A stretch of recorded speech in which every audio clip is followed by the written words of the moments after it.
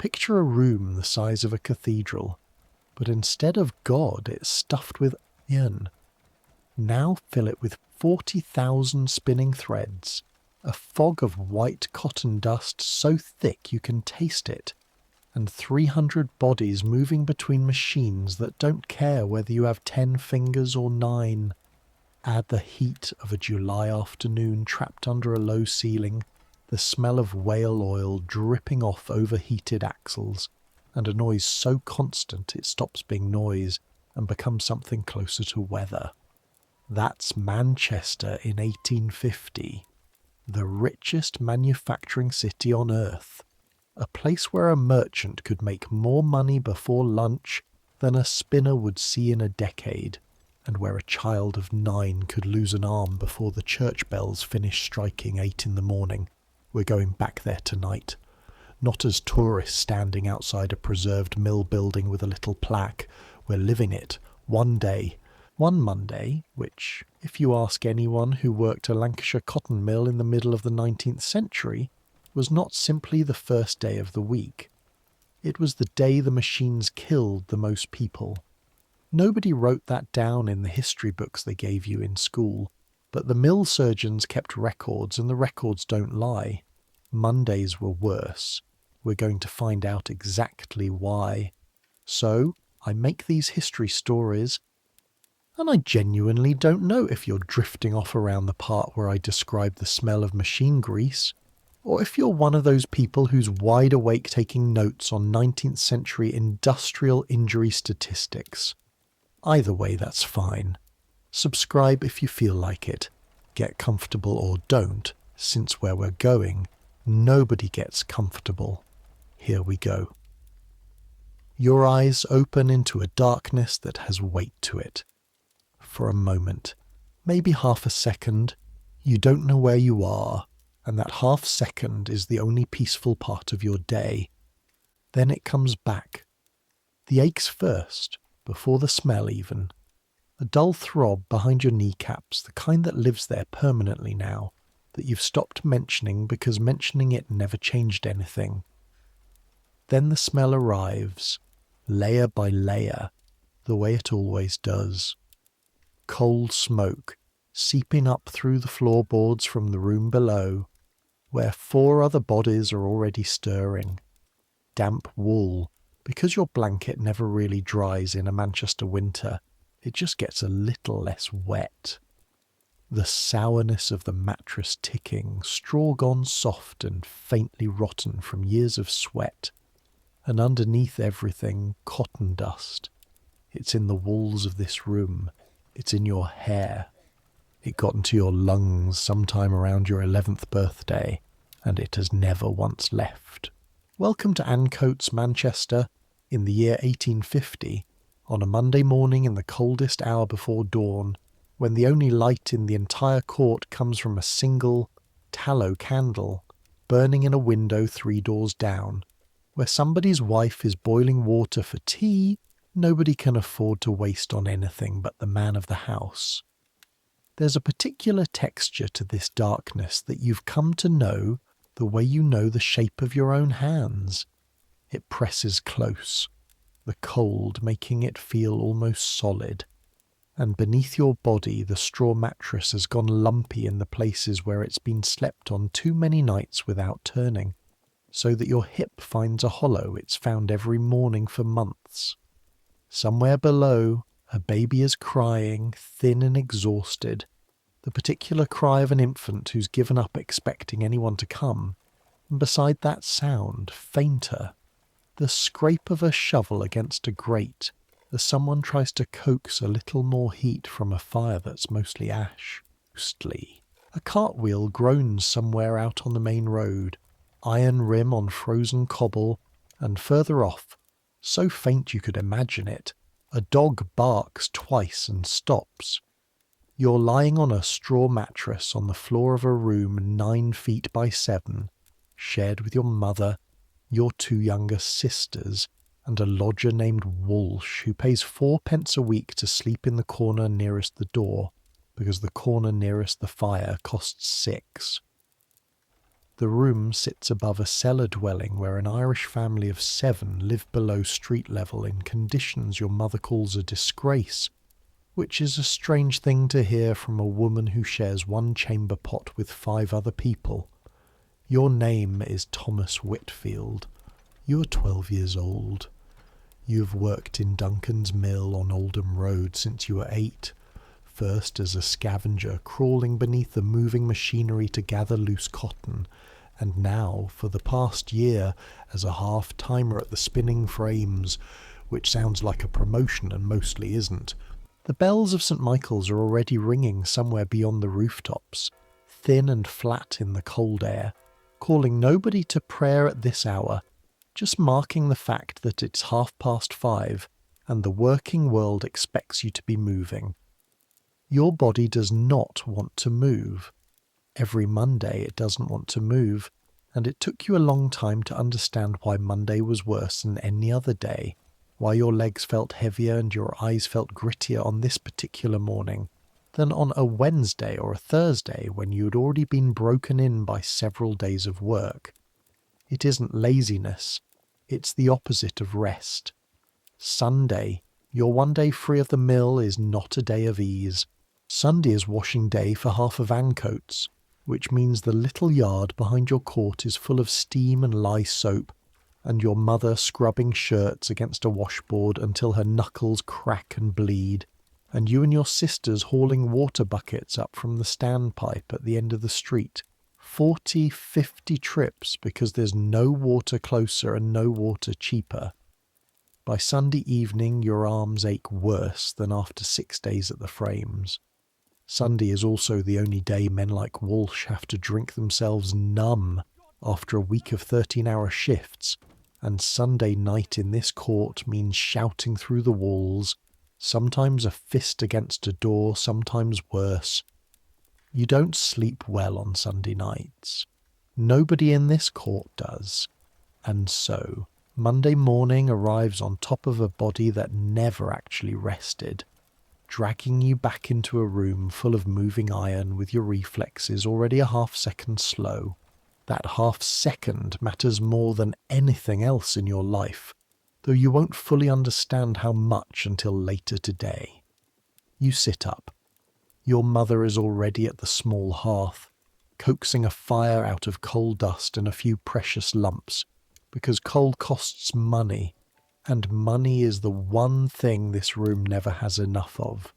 Your 2 sisters, Alice and Jane, 7 and 5, are still curled together under the second blanket, and you feel a flash of something like envy that they don't have to get up yet, followed immediately by the familiar guilt of knowing that in 18 months Alice will be old enough to start as a scavenger herself, crawling under the frames the way you did, and there is nothing you can do about that.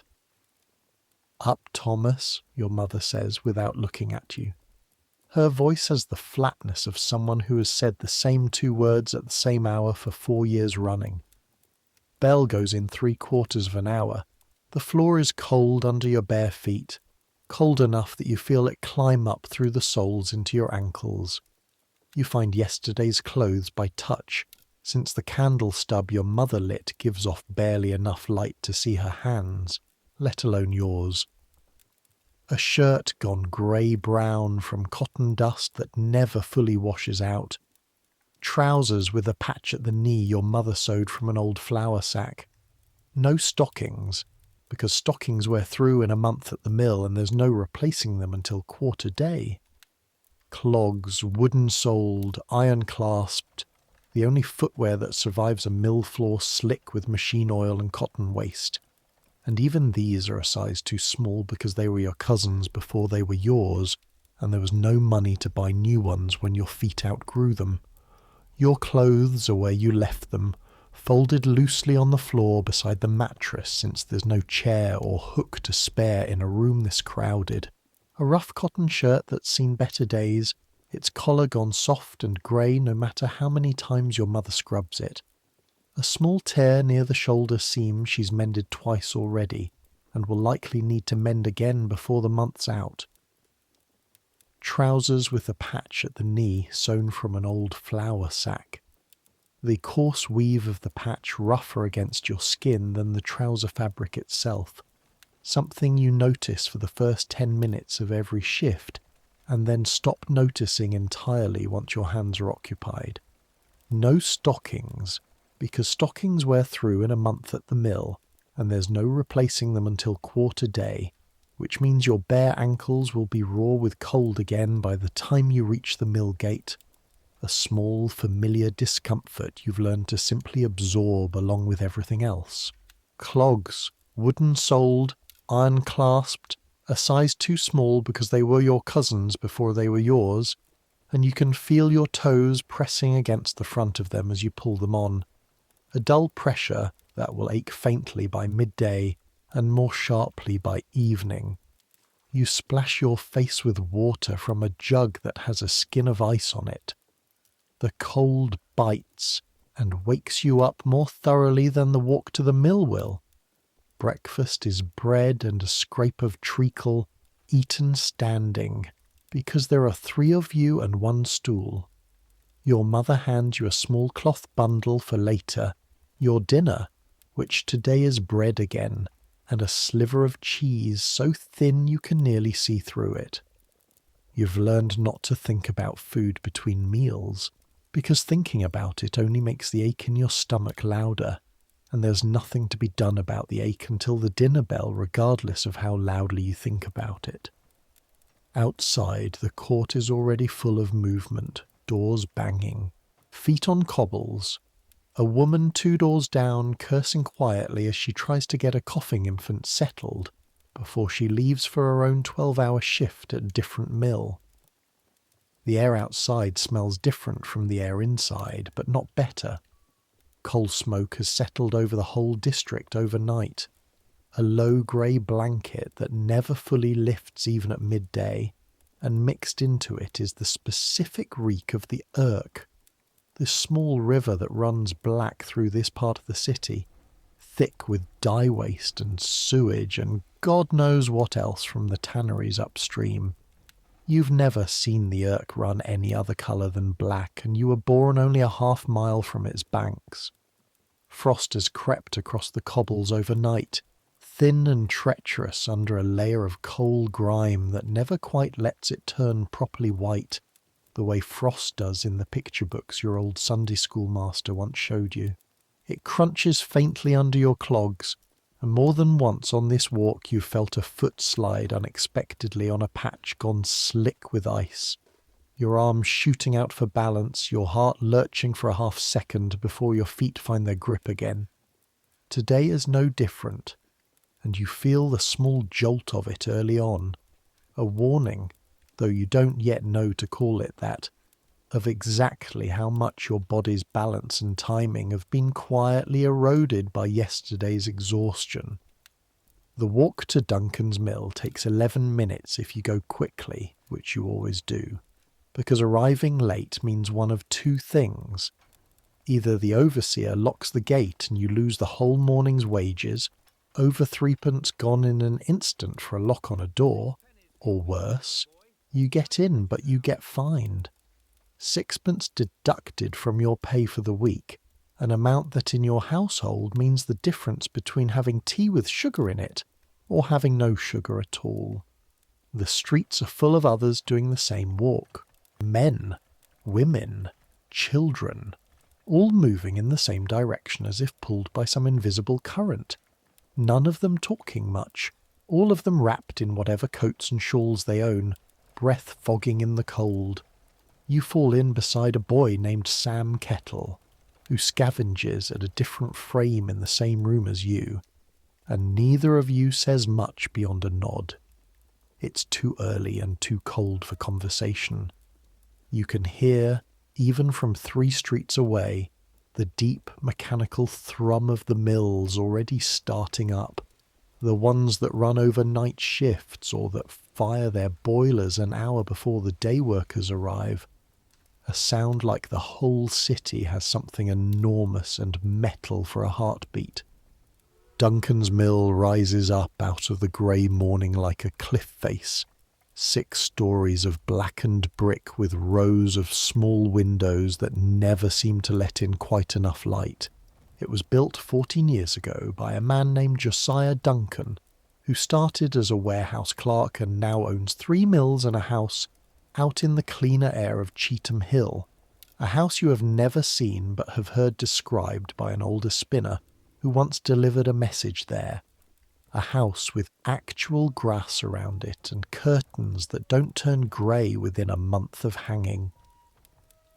The mill itself measures, by the account an older spinner once gave you who claimed to have heard it from a foreman, some 140 feet in length and 40 in width, 6 floors stacked one above the other, each one holding row after row of frames, the whole structure driven by a single steam engine in the basement rated, according to the same foreman, at over 100 horsepower, a figure that means nothing to you in any concrete way, except that you've stood near the engine room door once and felt the floor itself thrum faintly under your feet from the sheer force of it turning somewhere below.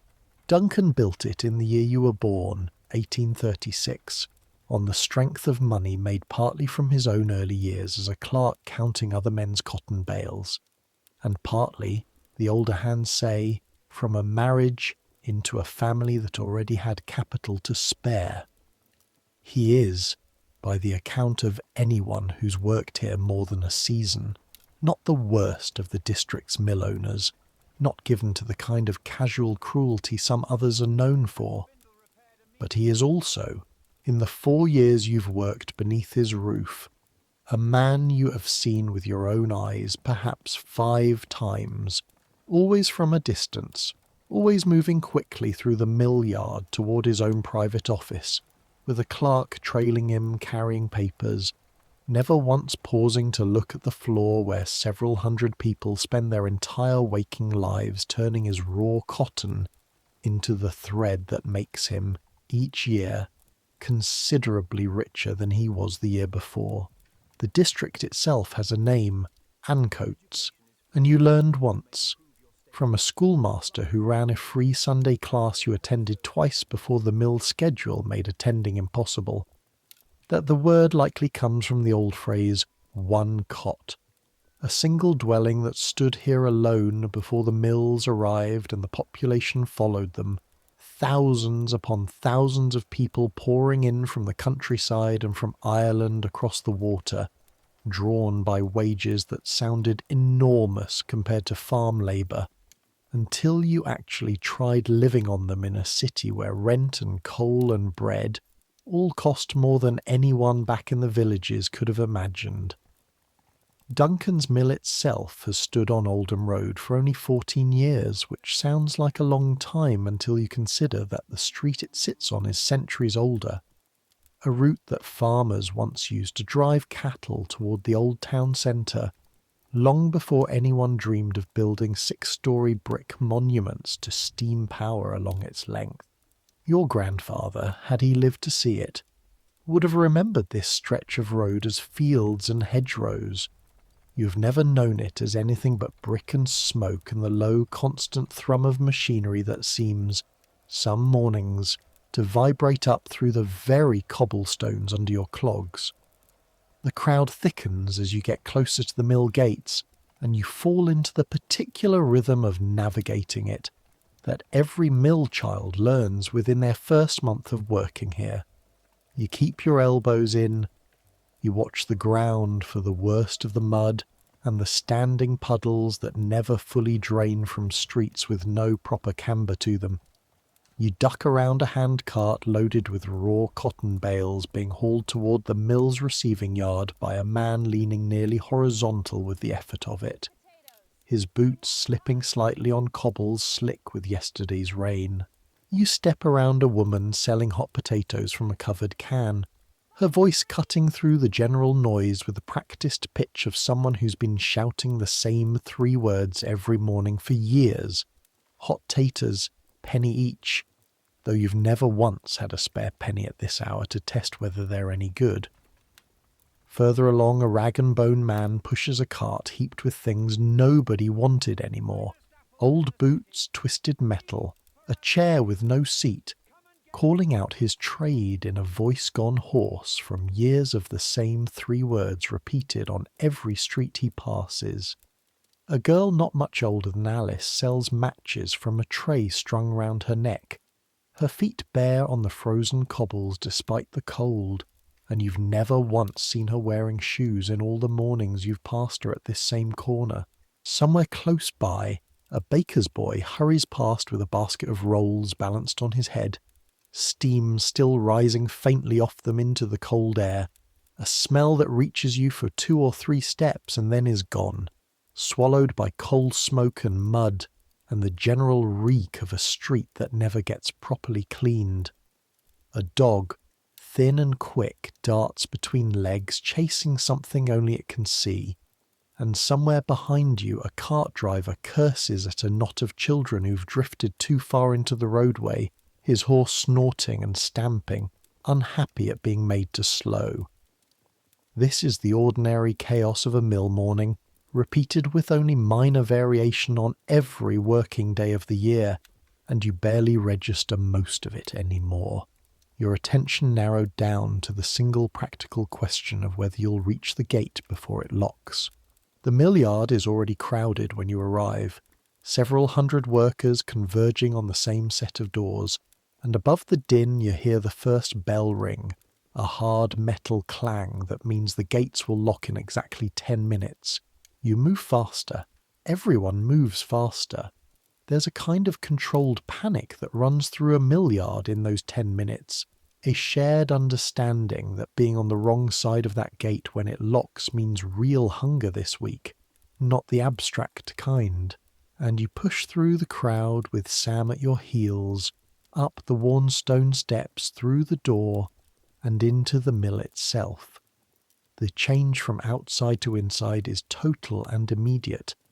The cold vanishes, replaced by a wall of heat that hits you like stepping into an oven, because the spinning rooms are kept deliberately warm and humid, 70 degrees or warmer, to keep the cotton threads from snapping. Along with the heat comes the noise, which outside was a distant rumble, and inside becomes something that fills your entire skull. Thousands of spindles turning, hundreds of shuttles clacking, leather drive belts slapping against iron pulleys overhead, all of it running off a single enormous steam engine in the basement, whose power is transmitted through a forest of overhead shafts and belts that never ever stop. And then the smell, which by now you barely notice except on mornings like this one when you've just come in from clean cold air. Hot oil, machine grease, the sweetish, slightly rotten smell of raw cotton being carded and drawn and spun, a smell that gets into your clothes so thoroughly that your mother says she can smell mill on you even after you've washed. Underneath it, faintly, the smell of urine and sweat from 300 bodies working in heat for 13 hours a day, 6 days a week. Because there's no time built into the schedule for anything so inconvenient as leaving the floor. And then the smell, which by now you barely notice except on mornings like this one when you've just come in from clean cold air. Hot oil, sharp and slightly bitter at the back of your throat. Machine grease, heavier, coating the inside of your nose within the first few breaths. The sweetish, slightly rotten smell of raw cotton being carded and drawn and spun. A smell that gets into your clothes so thoroughly that your mother says she can smell mill on you even after you've washed. Underneath it, faintly, the smell of urine and sweat from 300 bodies working in heat for 13 hours a day, 6 days a week. Because there's no time built into the schedule for anything so inconvenient as leaving the floor. You reach your frame with 2 minutes to spare. Sam splits off toward his own row. The overseer for your section, a broad man named Hargreaves with forearms like ship's cable, and a face permanently reddened from the mill heat, is already walking the aisle between the frames, watching the clock, watching the doors, watching for anyone who thinks they can slip in after the bell. Whitfield, he says, not looking at you directly, already moving on to the next name. You're cutting it fine. Sorry, sir. Don't be sorry, be early. He says this every Monday. You've stopped arguing the way you learned to stop arguing about most things in this building.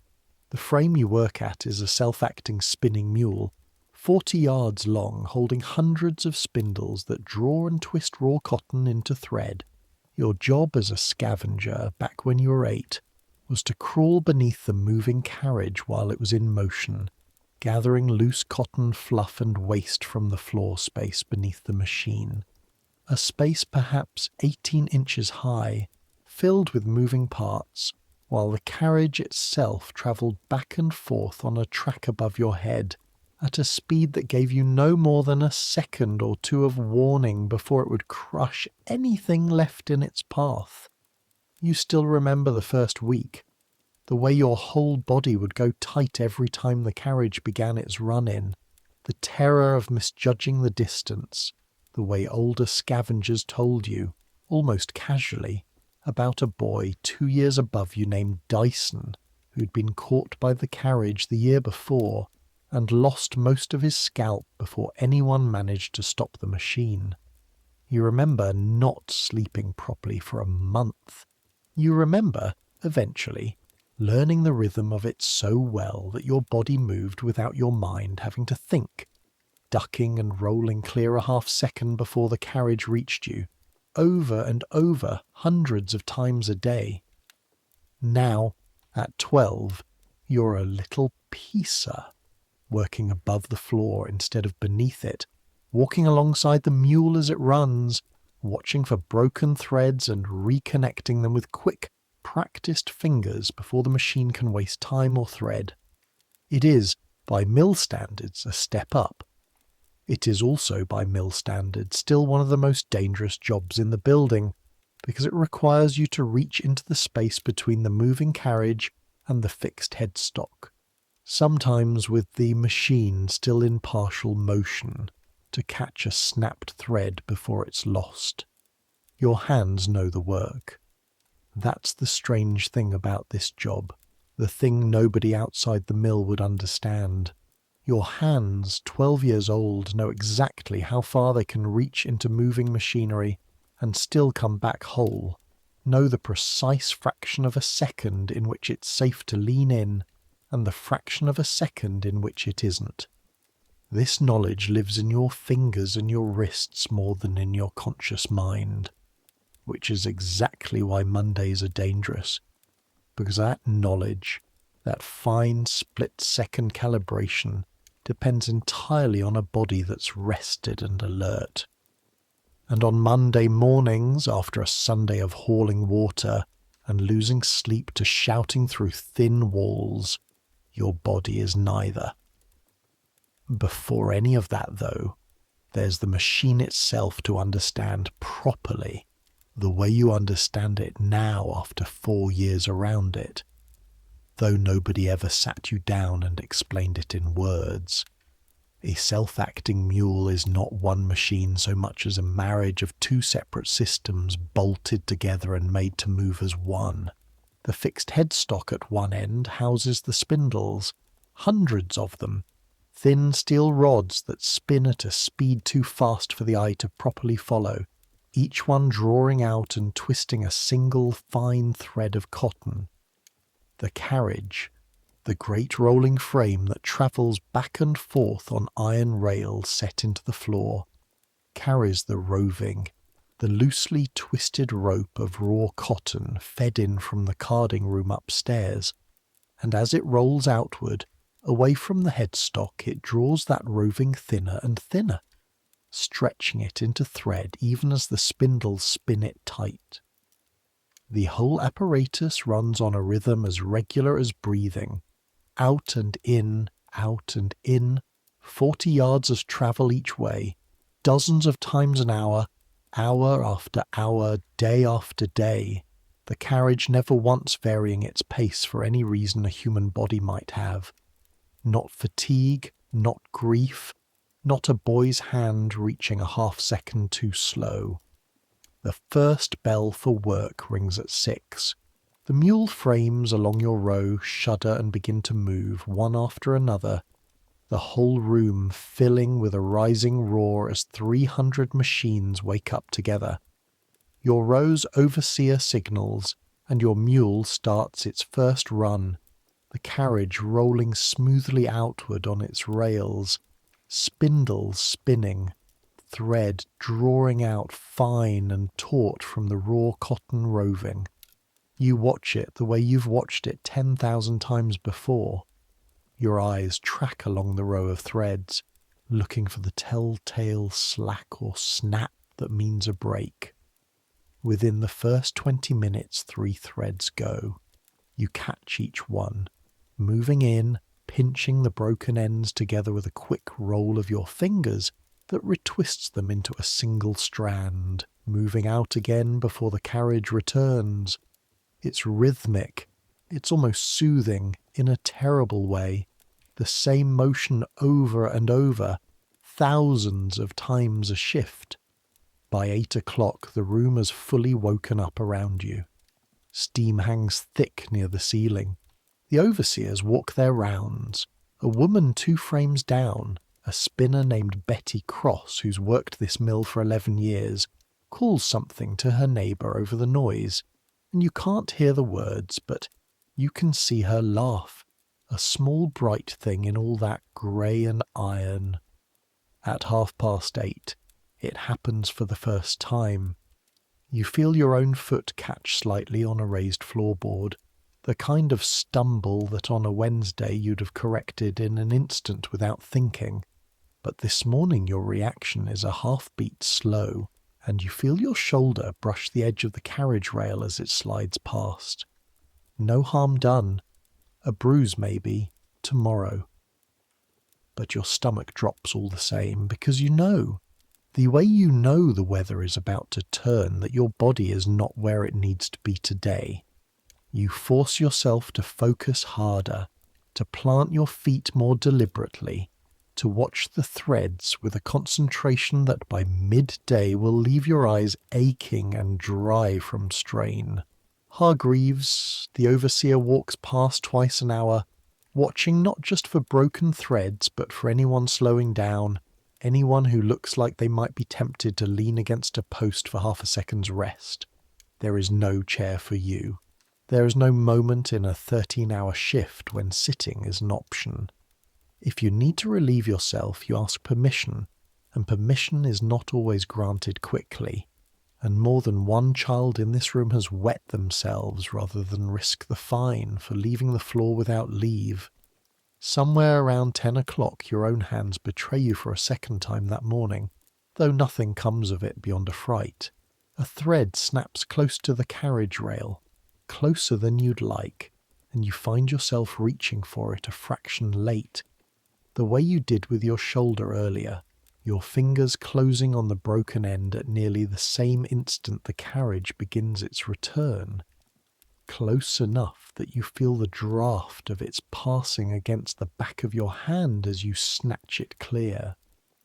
Your heart hammers for a full minute afterward, your palms suddenly damp despite the mill heat, and you catch Betty Cross watching you from 2 frames down with an expression that isn't quite alarm but is close to it. She doesn't say anything until the carriage completes its next run, and there's a brief lull in her own work. "Steady, Whitfield," she calls over, just loud enough to reach you over the noise. "Slow your breathing before you reach, not after." It's advice you've heard from her before, more than once, in the particular quiet, practical way she has of teaching without seeming to be teaching at all. Betty's been at this mill 11 years, longer than almost anyone else on the floor besides Hargreaves himself. And she started, she told you once, at 9 years old in a different mill entirely, one that burned down in a fire that killed 6 people back before you were born. an event she still talks about only rarely, and only in the flattest possible voice. The voice of someone who has decided that dwelling on it changes nothing. She lost a sister to consumption 3 winters ago, a fact you know not because she told you directly, but because you overheard her mention it once to another spinner, in the same flat voice she uses for the fire, and you've noticed since that she seems to watch over the youngest workers on the floor with a particular fierce attention that goes slightly beyond what her job requires, correcting a stance here, murmuring a warning there, as if she's decided without ever saying so out loud that she's not going to let this room take anyone else she's grown fond of if she can help it. "You're rattled," she says now, glancing at your still trembling hands. "That's fine. Rattled's better than careless. Just don't let rattled turn into slow. Slow's worse than either." You nod, though your heart is still going faster than it should, and you force yourself to breathe the way she's taught you, long and even, before the next thread breaks and demands your hands again. She watches you for one more moment, just to be sure your hands have settled, before turning back to her own row, and you notice, not for the first time, that she never quite goes back to full speed herself until she's satisfied whoever she's just corrected has actually steadied. A habit that costs her a few seconds of her own rhythm every time, but that she seems to consider worth the price. The same quiet, unspoken insurance policy that runs through this whole grim, crowded room. One exhausted person watching out for another because nobody higher up the chain seems inclined to do it for them. It occurs to you, working alongside her through the remainder of that morning, that Betty herself is exactly the kind of person Ogden the surgeon must be thinking of when he talks about bodies that have learned not to notice how hard the work still is. 11 years in this room, a sister buried, knees that need camphor rubbed into them by midday, and still she moves along her row with the same unhurried economical precision she's clearly had for years. Still she finds a moment to watch out for a rattled 12-year-old 2 frames over. Still she'll sit at dinner and tell you the plain truth instead of comfort, because comfort in a room like this has a way of getting people hurt. The dinner bell rings at 12:30, and for 40 minutes the great engine in the basement does not stop, because stopping and restarting the boilers cost money and time, but the drive to your particular row of frames is disengaged, and for 40 minutes you are technically free. You eat your bread and thin cheese sitting on the floor with your back against a stone wall, the only surface in the building that isn't warm from machinery. Sam Kettle sits beside you, unwrapping his own dinner, a heel of bread and nothing else today, because his father's been out of work for 3 weeks and there's less to go around in his house than in yours. "You look rough," Sam says. "Didn't sleep." Nobody sleeps Sunday nights. He says it like a fact of nature, the way you might say water is wet. "My old man was at it till 2 in the morning, fighting words with the neighbour over a shilling. Mine wasn't fighting, just noise. Same thing by the time it's midnight and you've got 6 hours before the bell. You chew your bread slowly, trying to make it last, trying to ignore how little of it there is. Around you, in the mill yard where workers who don't live close enough to go home have gathered to eat, you can see the shape of the whole system laid bare in 40 minutes of daylight. Children younger than you, 6 and 7 years old, employed as scavengers in other rooms, sitting with their knees pulled up, some of them visibly exhausted in a way that goes beyond simple tiredness. A man missing 2 fingers on his left hand, caught in a carding machine some years back, still working. Because a mill accident doesn't come with a pension, it comes with unemployment if you can't keep pace afterward, and this man has found a way to keep pace with 8 fingers instead of 10. An older woman, one of the spinners, sits slightly apart, rubbing her knees with an ointment that smells of camphor, and when you glance at her, she catches your eye and gives you a small, tired smile. "First year's the worst," she says, apparently to nobody in particular, or perhaps to you. Body learns eventually, learns to keep going even when it's had enough of asking permission. Does it get easier, you ask, because you've asked this question of nearly everyone older than you in this building, and you keep hoping for a different answer. No, she says, you just get better at not noticing how hard it still is.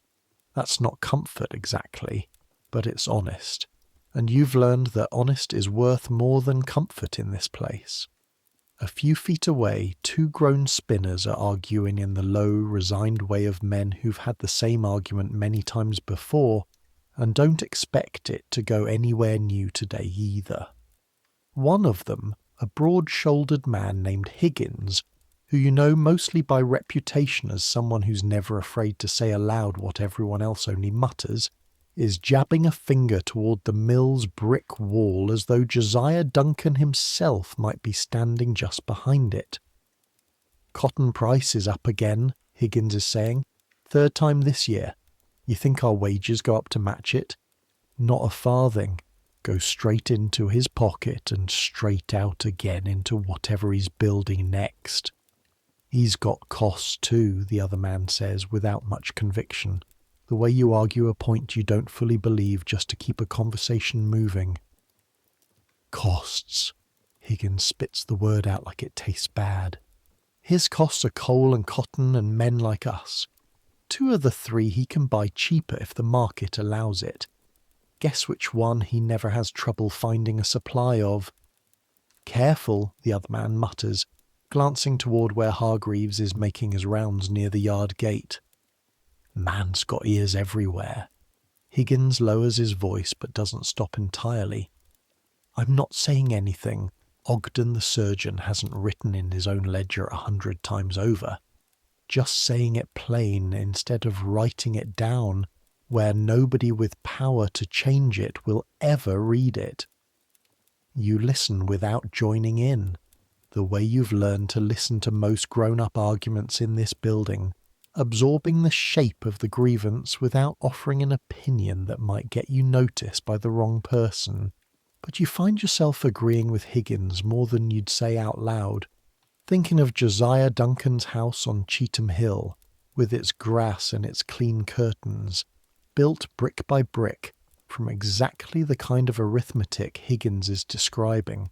Cotton up, wages flat, the difference flowing quietly and reliably in one direction only.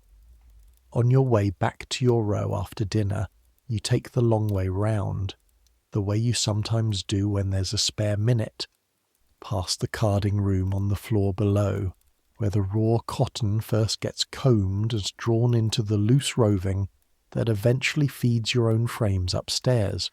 The carding room is, if anything, louder than the spinning floor, filled with machines whose cylinders are studded with thousands of fine wire teeth that comb the tangled raw cotton into something approaching order, and the air in there is thicker with floating fibre than anywhere else in the building.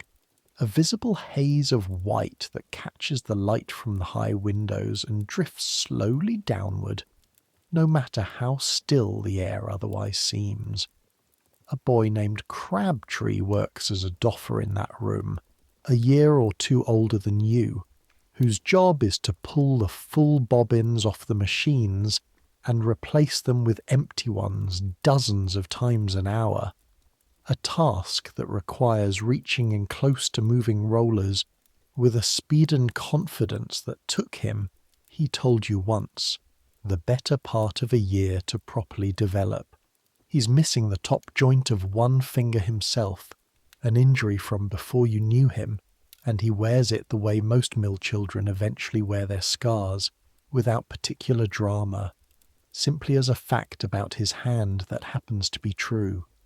He told you once, on a slow afternoon when the carding engines had to be stopped briefly for a belt repair, that his own accident happened on a Monday too.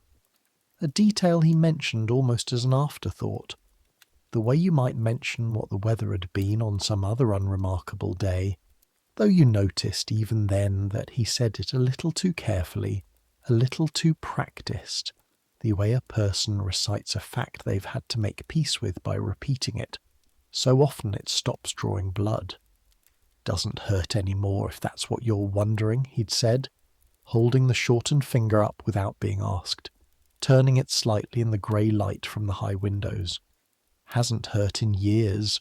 Just looks strange sometimes when I catch sight of it doing something ordinary, buttoning a shirt, holding a spoon. Then I remember, oh right, that's why it moves different now, and it passes. He'd shrugged then, the same unhurried shrug you'd see from him again today by the carding room door, and gone back to his bobbins without waiting for you to say anything in return, because there wasn't really anything to say that would have improved on the plain fact of it, and both of you had learned by then not to waste breath dressing up a plain fact in more comfort than it could honestly bear. Whitfield, he says, catching sight of you at the doorway, raising his voice to carry over the carding engines. Heard about your pizza, kettle? You heard already? Whole mill's heard already. News like that moves faster than the belts do. He wipes his face with his sleeve, leaving a faint smear of white fibre across his cheek. First one you've seen close up? Yes. He nods slowly, in the particular unhurried way older mill children have of receiving bad news, a way you're beginning to recognise now as something closer to armour than indifference.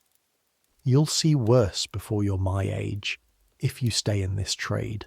Not trying to frighten you. Just true. This building's ground up better hands than either of ours before we were born, and it'll keep at it after we're both gone from here. Doesn't that scare you? Crabtree considers the question seriously, the way you've noticed the older mill children often do when a younger one finally asks them something honest instead of just following along. Used to. First year, I was scared near every hour of every shift. Then you learn the machine's rhythm proper, learn it in your hands and not just your head, and the fear settles down some. Not gone. Never gone all the way, just quieter. Quiet enough you can work through it. Hargreaves told me something like that once about fear and feet. Hargreaves is right about machines, whatever else you think of him. Crabtree glances back toward his own row where a bobbin is nearing full and will need his attention shortly. Go on, get back up before your overseer marks you late from dinner, and Whitfield, breathe steady this afternoon. Whole floor'll be jumpy after what happened. Jumpy's nearly as bad as tired some days. You climb back up to the spinning floor, turning that thought over. Jumpy nearly as bad as tired, and you realise as you take your place at your own frame a few minutes before the bell that he's exactly right, that you can feel it in the room already, a kind of tightness in how everyone's moving. Betty Cross a shade more careful than usual, even Hargreaves walking his rounds with his eyes flicking toward each frame a beat longer than they normally would. The bell rings again at 1:10, and the afternoon shift begins, 5.5 more hours until the evening bell, and it is in this afternoon stretch, when the body that started the day already tired has now been working for 7 hours without proper rest, that the real danger of Monday reveals itself. You've heard the numbers, though nobody in this room has ever seen them written down officially, because Josiah Duncan and men like him have no particular interest in publishing statistics about how often his machines injure his workforce. But the mill surgeon, a man named Ogden who visits twice a week and stitches up whatever needs stitching, has said more than once within earshot of the overseers that Monday afternoons see more accidents than any other single stretch of the working week. More crushed fingers, more scalped heads from hair caught in unguarded shafting, more broken bones from falls against moving machinery. He has theories about why. involving fatigue and the particular exhaustion of a body denied real rest even on its day of supposed freedom, and whether or not his theories are exactly right, the pattern itself is not in dispute among anyone who has worked a mill floor for more than a season. At 3 in the afternoon, your legs are aching in a way that has become entirely familiar, a deep, dragging ache in the muscles just above your knees that never fully goes away anymore, that your mother says will probably stay with you the rest of your life the way it stayed with her own father, who spent 30 years at a mule frame before his legs gave out entirely, and he spent his last years unable to walk more than a few yards without pain. The last quarter hour before it happens, you notice, without quite understanding why you're noticing, that the room has taken on a particular texture. The heat has thickened, sweat sits on your upper lip and you don't wipe it away because your hands are needed elsewhere. Somewhere behind you a strap slaps against a pulley, with a sound slightly off its usual rhythm, and you glance toward it automatically, the way you glance toward any small wrongness in the mill's usual noise, before deciding it's nothing and turning back to your own row. Your own thread breaks. You catch it. Breaks again, further down. You catch that one too, your fingers moving faster than your thinking, twisting the ends together with the same small practiced roll you've done 10,000 times. The carriage rolls out, hangs at the end of its travel for the smallest fraction of a second, the way it always does, and begins its return. Your pulse is quick, not from fear exactly, from the accumulated small frights of the day, stacking one on top of another until your whole body sits a half-degree tenser than it should. 2 rows over, Sam reaches. At 3:30 the accident happens. It isn't you. You want to say that clearly, because for one terrible half-second when you hear the sound, a sound unlike any other in the mill, a wrongness in the machinery's rhythm followed by a scream that cuts straight through even the deafening roar of 300 running frames, you think it might have been you, that somehow your body has failed you the way you feared it would this morning, and you feel your own hands, still moving, still catching a thread, go cold with a fear that has nothing to do with the machine in front of you. It's Sam. 2 rows over, in the split second it takes you to turn your head, you see the scene resolve itself into something your mind doesn't want to accept. Sam has gone in to catch a broken thread a half-second too late, or a half-second too early, the timing that separates safety from disaster being so thin that even the workers who've done this job for years can misjudge it on a tired Monday afternoon, and the returning carriage of his mule has caught his hand between the moving frame and the fixed headstock. The scream that follows is not like anything you've heard before, not even in this building full of hard sounds. Hargreaves is already running, shouting for the engine to be stopped, a command that travels down through a chain of overseers and engine men, and takes, even at its fastest, nearly a full minute to actually halt the drive shaft, because that is how the system is built. Power flowing from one central engine through hundreds of yards of belting to hundreds of individual machines, and there is no single switch that stops it all at once. A full minute, with Sam's hand still caught, still being ground against by iron that does not know or care that it has found something other than cotton thread to work on. You don't move. You want to move. Every part of your training tells you that moving toward a malfunctioning machine while it's still running is exactly the kind of mistake that gets a second person hurt, and so you stand rooted at your own frame, thread forgotten, watching, feeling something in your chest that you will not have proper words for until years later, when you finally understand it was simple, helpless horror. The engine stops. The great overhead shaft, which never stops, actually stops, and the silence that follows, A silence made stranger by the fact that 300 other frames along the same shaft have also gone still is somehow worse than the noise that came before it. In that silence, Sam's crying is very loud. They get his hand free. You don't watch that part closely because Betty Cross, the spinner, has crossed to where you're standing and put a firm hand on your shoulder and turned you slightly away, saying nothing, just present, the way an adult sometimes is present for a child in a moment too large for the child to process alone. But you hear enough. You hear Ogden, the surgeon, being sent for. You hear someone say the word fingers in a tone that tells you more than you want to know.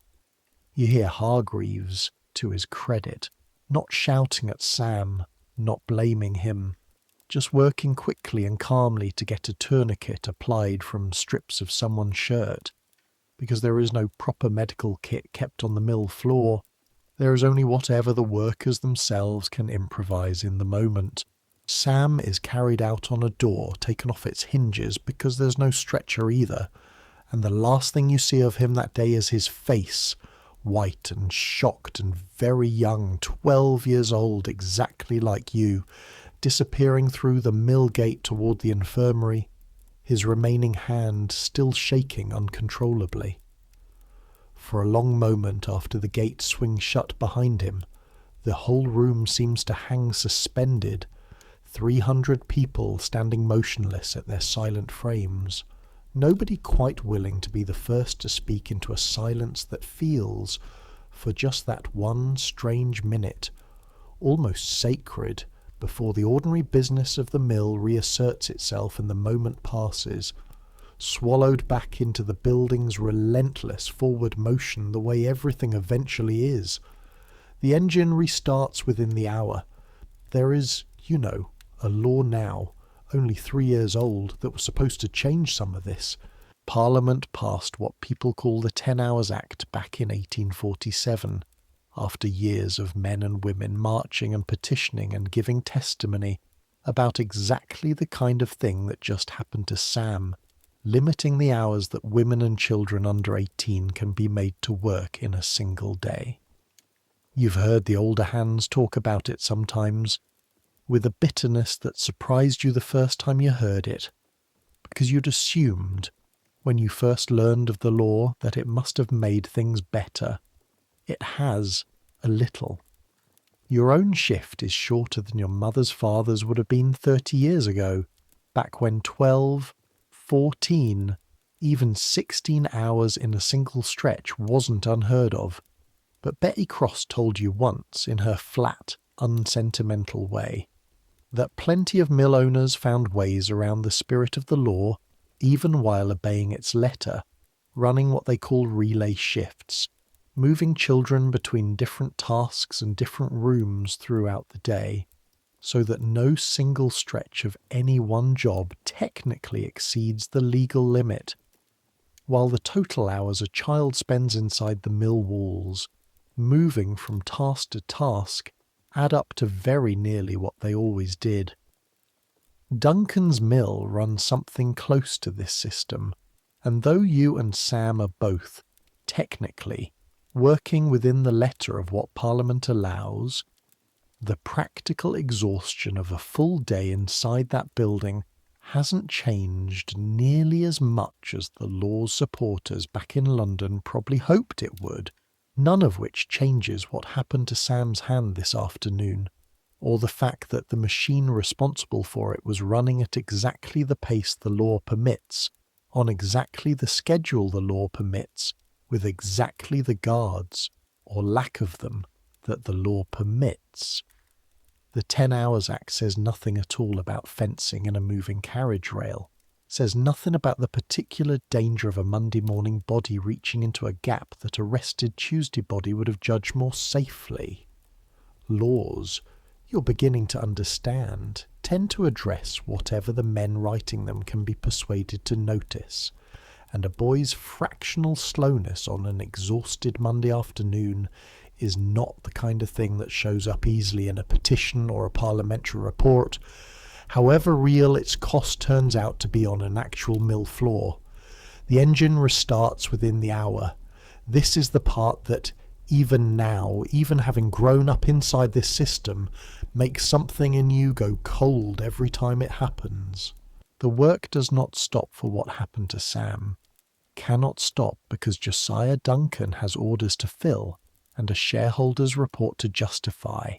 And the machine, the whole enormous machine of the mill and the market it feeds, does not pause its rhythm because a 12-year-old boy has lost 2 fingers to it on a Monday afternoon. Hargreaves walks the aisles again within the hour, and when he passes your frame, he pauses, just for a second, and says, not unkindly, "Keep your mind on your own hands, Whitfield," which is as close to acknowledgement of what just happened as you're going to get. You keep your mind on your own hands. You have no other choice. The threads keep breaking. The carriage keeps running. Your legs keep aching. The afternoon stretches out ahead of you. 3 more hours of it, and you spend every one of those hours more carefully than you've ever worked in your life, watching the machine's rhythm the way you'd watch a snake you knew was capable of striking. Because today, of all days, you have seen exactly what happens when the rhythm and the body fall even slightly out of step. At 6 o'clock, the evening bell rings, and the great engine, for the last time that day, begins to slow, the pitch of the noise dropping gradually as belts lose their tension and spindles wind down, until at last, mercifully, there is something approaching quiet, broken only by the shuffle of 300 exhausted people filing toward the doors. Your hands are stiff. Your eyes ache from 13 hours of staring at fast-moving thread under artificial light. There's a fine layer of cotton dust in your throat that makes you cough as you step out into the evening air. A dry, scraping cough that takes a moment to settle. The same cough half the workers filing out around you seem to share. A small chorus of it rising and falling across the yard as 300 pairs of lungs try to clear themselves of a day's worth of floating fibre all at once. The cold outside, which felt so brutal this morning, now feels almost like relief against skin that's been baking in mill heat since before dawn, though within a few minutes that relief will curdle into its own kind of discomfort, your damp shirt going cold and clinging against your back as the sweat of the day's work meets the evening air. The walk home is slower than the walk in. Everyone's tired, and the crowd that moved with such urgency this morning now drags itself homeward at a wholly different pace, feet scuffing rather than striding, shoulders bowed under the accumulated weight of 13 hours nobody was given choice about. Nobody talks much, except for a small knot of workers near the gate discussing Sam, his name passing from mouth to mouth in low voices, someone saying he'll likely keep the hand, someone else saying that's more than can be said for the 2 fingers, someone else saying his family will need to manage without his wages for weeks, maybe longer, and what does a family that size do about that? You think about Sam's dinner, the heel of bread with nothing else, his father 3 weeks out of work. You think about what happens to a household that loses even a half-timer's small wage when there was so little to begin with. You don't have an answer, and neither, you suspect, does anyone else walking beside you in the darkening street. The lamplighter is out by the time you and Betty part ways at the corner, a stooped man with a long pole who moves from post to post along the main road, coaxing a small flame to life inside each glass case, though the light he leaves behind is thin and yellow and does little more than mark where the posts stand. Small dim islands in streets that are otherwise, once you turn off the main road toward your own court, entirely dark. You pass 2 gin shops on the short walk home, their doorways spilling warm yellow light and a particular sour-sweet smell out into the cold street. And through the open door of the nearer one you catch a glimpse, just for a second, of the room inside, packed with bodies standing shoulder to shoulder at a long counter, faces flushed, voices raised in the loose, careless way. Voices get raised when a person's had more to drink than sense. A woman near the doorway is swaying slightly, one hand braced against the frame, and as you pass she says something to nobody in particular, words too slurred to make out, and nobody inside pays her any attention at all. You think of the preacher who sometimes shouts about ruin near the mill gate on Monday mornings, and you think, walking past this doorway on a Monday evening instead, that he's got the timing of his sermon backward, that the ruin he's worried about isn't something that happens on Monday morning at all. It's something that gets built up steadily every single night of the week in doorways exactly like this one, in rooms exactly like the one you share with your mother and sisters, one exhausted evening at a time, until by Sunday night there's simply nothing left in a person to spend on anything except whatever gets them through until the bell rings again. Further along, past the second gin shop, a knot of men stand outside a beer shop under one of the lamplighter's small yellow islands, and you recognise one of them, vaguely, as a spinner from a different room at Duncan's mill, a man well past his prime who moves stiffly even at rest, his back permanently curved from decades bent over a frame. He's laughing at something, a real laugh, the kind that seems to cost him something given how carefully he's holding his ribs while he does it, and for a moment passing through the little pool of lamplight he's standing in, he looks almost young, almost free. The mill and its ledgers and its Monday arithmetic momentarily forgotten in the simple animal pleasure of a joke shared with friends after a hard day's work. You understand, watching him, a little more of what Walsh meant weeks ago about St. Monday being older than Christmas in these streets. It isn't only recklessness, it's also, in its own rough and ultimately self-defeating way, the only form of freedom some of these men ever get to claim for themselves, a few hours at the end of a week that otherwise belongs entirely to someone else's machinery, and you can't quite bring yourself to condemn it the way the preacher does, even knowing, as you now know firsthand, exactly what it costs the room he'll walk into tomorrow morning.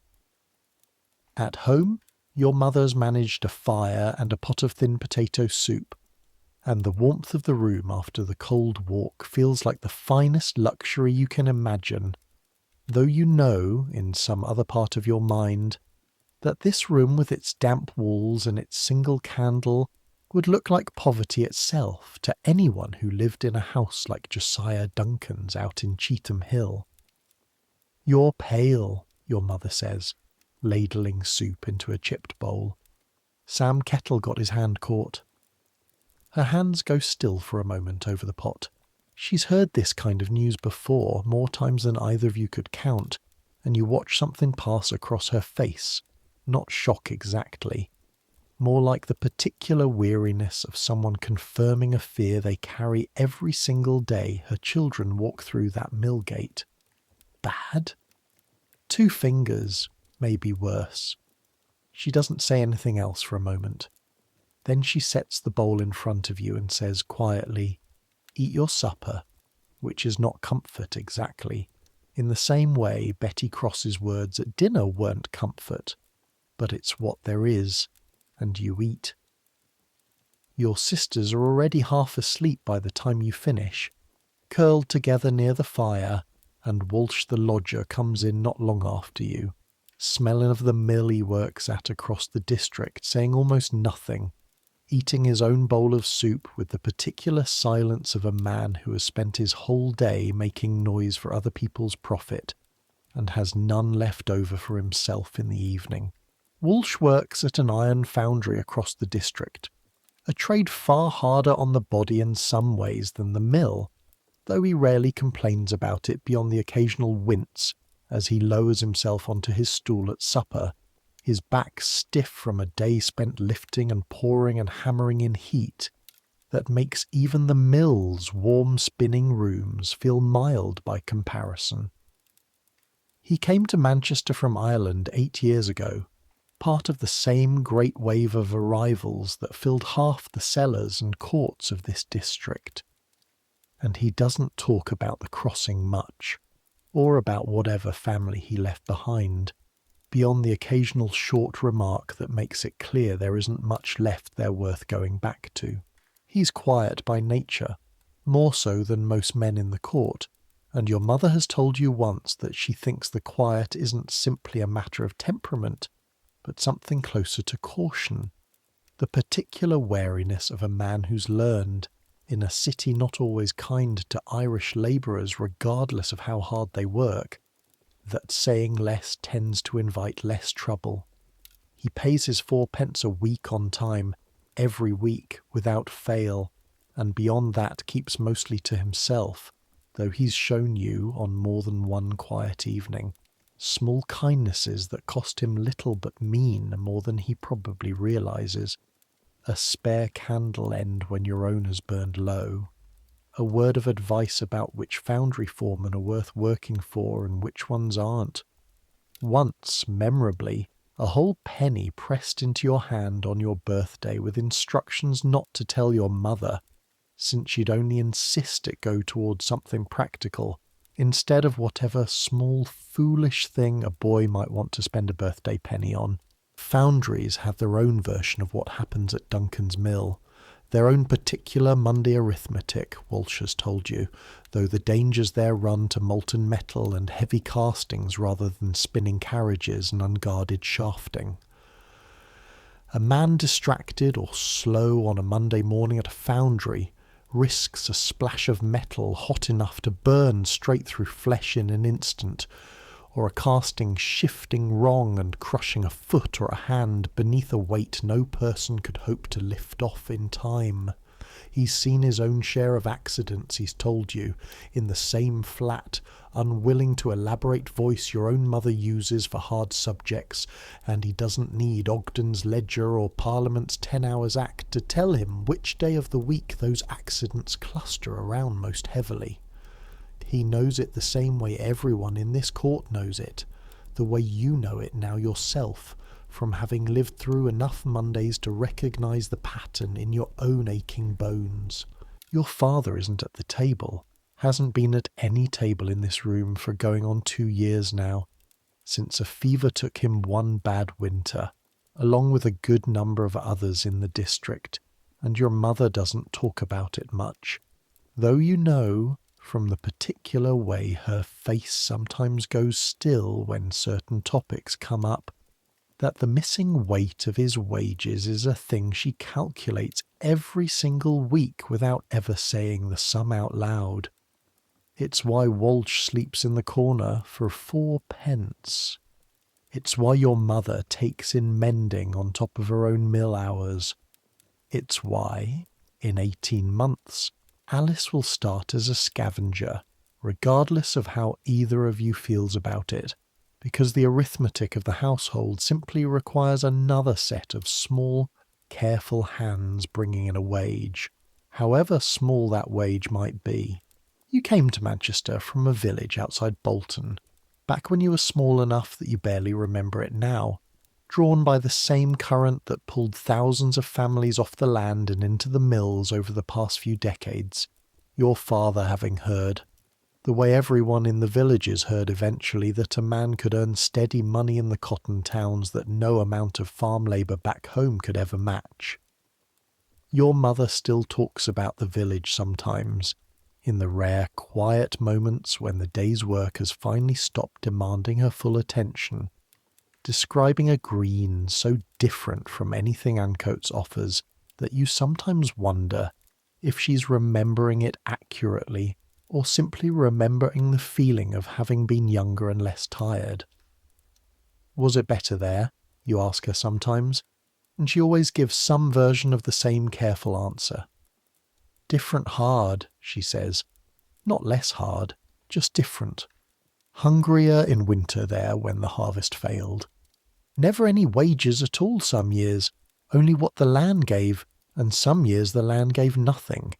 Here at least there's wages most weeks. That's worth something, even with everything else it costs. After the bowls are cleared and Walsh has retreated to his corner with a candle end saved from the week before, your mother pulls out a small bundle of mending.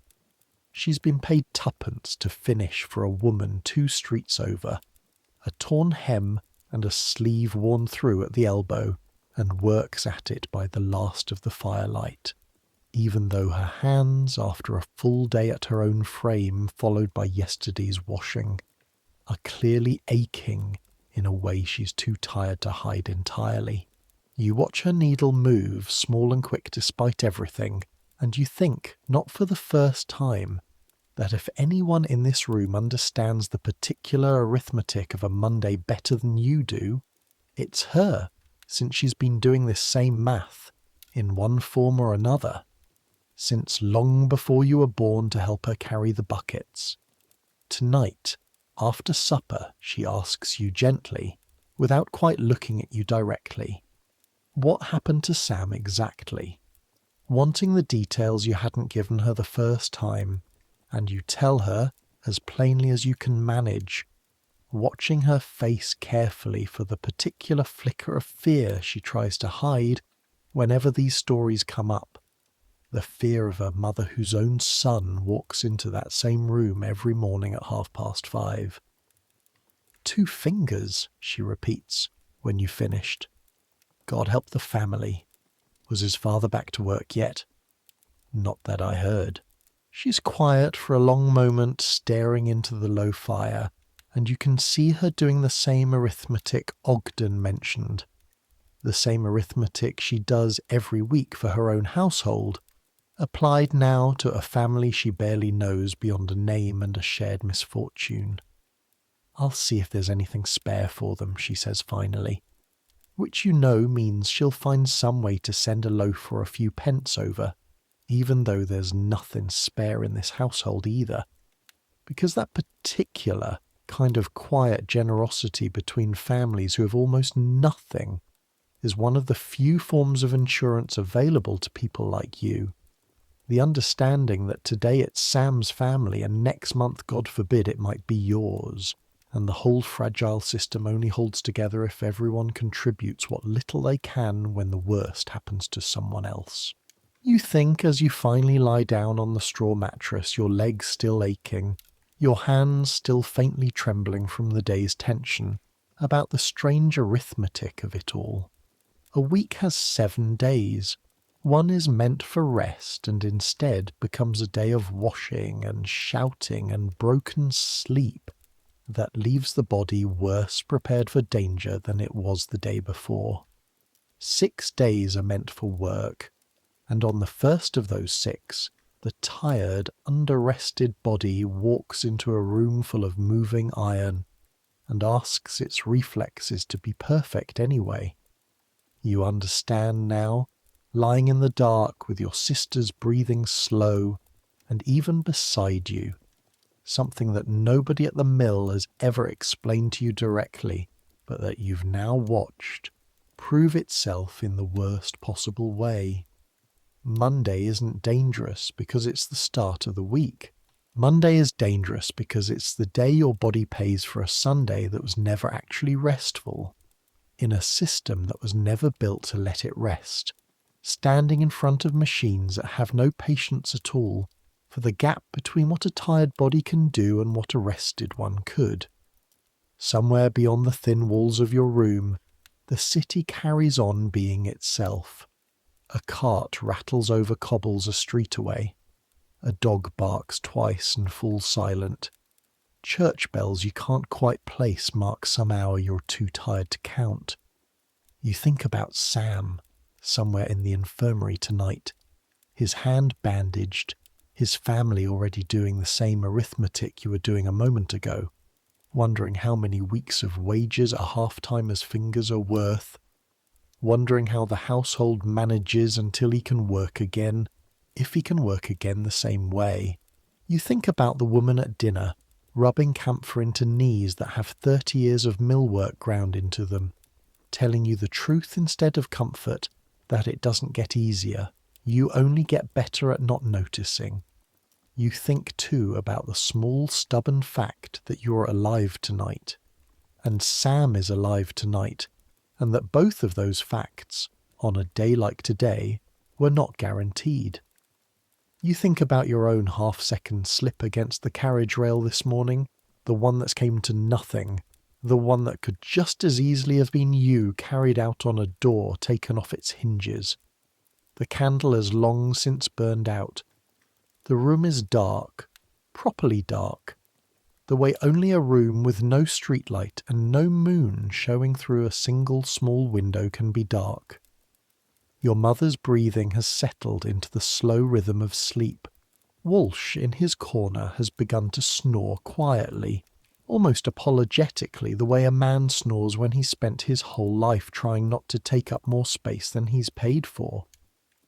Before any of that, though, before Sam's hand and the infirmary and Ogden's tired arithmetic, there was yesterday, Sunday. And lying in the millyard's shadow at dinner earlier that day, chewing your thin bread, you'd found yourself thinking back over it the way you find yourself thinking back over it now, because it explains, in its own quiet way, everything that happened afterward. Sunday had started, like every Sunday, with the yard behind your court transformed into something between a laundry and a battlefield. Your mother was up before light, same as any working day, because washing for 6 people plus whatever mending she takes in besides doesn't wait for a lie-in, not when there's only the one day free to do it. By the time you and your sisters were properly awake, she already had the big tin bath dragged out into the yard and a fire going beneath a cauldron of water she'd need to keep hot for hours. Your job, and it has been your job since you were old enough to carry a full bucket without spilling it, is water. The standpipe at the end of the street serves perhaps 30 families, and on a Sunday morning there's a queue for it that starts before the church bells ring for the first service. Women and children lined up with buckets and cans and anything else that will hold water, waiting their turn while the pipe hisses and sputters and sometimes runs to nothing at all for a few minutes if the pressure's low that morning. You made the walk between the standpipe and your yard perhaps 40 times that day, your arms burning by the 20th trip, your palms developing the particular ache that comes from a bucket handle, biting into skin that never quite toughens against it, no matter how many Sundays you've done this. The water sloshes against your legs on the walk back, soaking through your trousers, and by midday your feet are wet and cold inside your clogs, despite the exertion warming the rest of you. Your mother scrubs each garment against a corrugated washboard propped in the tin bath, her knuckles working the fabric with a rhythm that's become so automatic to her that she can talk while doing it, though there's rarely much energy left for talking by the afternoon. The lye soap she uses is harsh enough to crack skin that's already cracked from a week of millwork, and by evening her hands are red and raw, in a way that makes you wince to look at, though she never complains about it, not out loud, not where anyone but perhaps your father, wherever he is now, might have heard. Your sisters help where they can, small hands wringing out smaller garments, hanging what's rung on a line strung across the yard between 2 hooks, though half of what hangs there Sunday afternoon won't be properly dry by Sunday night, not in November, and will finish drying dank and stiff, draped over whatever furniture the room contains, adding its own particular damp smell to the air you'll all breathe while trying to sleep. By the time the light starts failing in the afternoon, your mother's back is bent in a way that makes her look older than she is, and there's still supper to manage, still the room to tidy, still, if there's any strength left in her at all, some mending to finish for a neighbour who pays a few pence for the work. You remember, sitting there at dinner in the mill yard thinking about how little of Sunday actually resembles rest, how the word itself has come to mean, in your family's particular arithmetic, simply a different, more domestic kind of labour rather than an absence of labour altogether. And then there's the other part of Sunday, the part that doesn't touch your own household much, but that you hear plenty about from Walsh and from other men in the court, the part that gives the whole phenomenon its unofficial name. Walsh had come home Sunday evening smelling faintly of ale. Not drunk exactly, he's careful about that, but loosened somehow. His shoulders less hunched than they usually are. A rare looseness in his voice as he talked with your mother about nothing in particular while she finished the last of the washing by candlelight. He'd been to the Weaver's Arms 2 streets over, where he says a man can nurse a pint for an hour and listen to whoever's reading the newspaper aloud at the corner table, since papers cost money none of you have to spare, and the beer shop keeps a few for exactly this purpose. Other men in the court weren't so careful. Past midnight you'd heard raised voices through the wall. First Mrs. Pemberton's husband arguing with someone in the street below about money owed from a card game. Then the argument climbing the stairs somehow, becoming a fist against a door 2 rooms over. A woman's voice sharp and frightened, then quiet again. The particular uneasy quiet that follows a fight rather than the quiet of resolution. You lay awake through most of it, same as always. Your body tense in a way that has nothing to do with tiredness and everything to do with simple wariness, listening for the argument to escalate further, ready, though you're not entirely sure what you'd have done, to do something if it had. It was well past 1 in the morning before the court finally settled, and you know, because you've counted often enough, that the church bells for 5:30 arrive only 4 hours later, and that 4 hours of tense, interrupted sleep after a full day of hauling water is not 4 hours of rest in any meaningful sense at all. This is, you understood even at dinner today without quite having the words for it, the actual mechanism of St. Monday, at least for households like yours that don't drink it away directly. It isn't that Sunday is a holiday people abuse. It's that Sunday, as it's actually lived in a court like this one, produces a body more tired than the one that finished work on Saturday evening, and sends that more tired body directly into a room full of machines that have no capacity whatsoever to notice or care about the difference. Some of the men who do drink, the ones who spend actual money at the gin shops that cluster near every mill gate, arrive Monday morning in a condition Ogden the surgeon apparently has a specific clinical shorthand for in his ledger, though you don't know what the words are.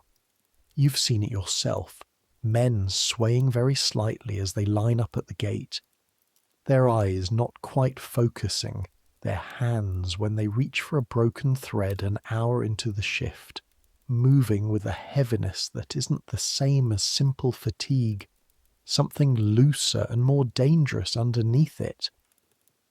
There's a preacher who sets up sometimes on a corner not far from the mill gate on Monday mornings, a thin, earnest man who shouts about temperance and the evils of gin to a crowd of workers who mostly ignore him entirely, too tired or too committed to their own private arithmetic of survival to stop and listen to a stranger telling them what they already know. You've heard him more than once, his voice carrying oddly in the cold morning air, words like ruin and damnation floating past you as you hurry toward the gate before the lock comes down, and you've never quite decided what you think of him, whether he's right about the gin or simply blind to everything else that makes Sunday night so hard to survive sober in the first place. You don't go straight home from the mill gate that evening. You tell yourself it's only for a few minutes, that your mother won't mind the delay so long as you're not too long about it, and you fall in with Betty Cross, who's walking the same direction anyway, toward the small infirmary 2 streets over where the worst of Duncan's Mills accidents get carried when the injury is more than the male's own rough first aid can manage. The infirmary is a narrow building, converted from what used to be a warehouse, with a single lamp burning over the door and a smell that reaches you before you're even through the entrance, sharper and cleaner than anything in the mill, vinegar and something medicinal underneath it that you don't have a name for, but that makes your stomach tighten anyway, because you associate that smell now, and will for the rest of your life, with the worst moments this district produces. A woman at a small desk near the door, thin and tired looking, glances up when you come in and seems about to tell you visiting hours are finished. But Betty says something quietly to her, a name and a mill and a shift, and the woman's face softens slightly, and she waves you both through toward a back room where a row of narrow beds sits close together, under a row of small windows already gone black with evening. Sam is in the 3rd bed. His hand is wrapped in bandage so thick it looks like a small white club rather than a hand at all, propped up on a folded blanket, and his face, when he turns it toward you, is the colour of old tallow, pale and slightly grey, his eyes red-rimmed from crying, and perhaps from something the surgeon gave him for the pain. "Thought you'd gone home," he says, and his voice comes out thin, further away than the 6 feet between your 2 positions should account for.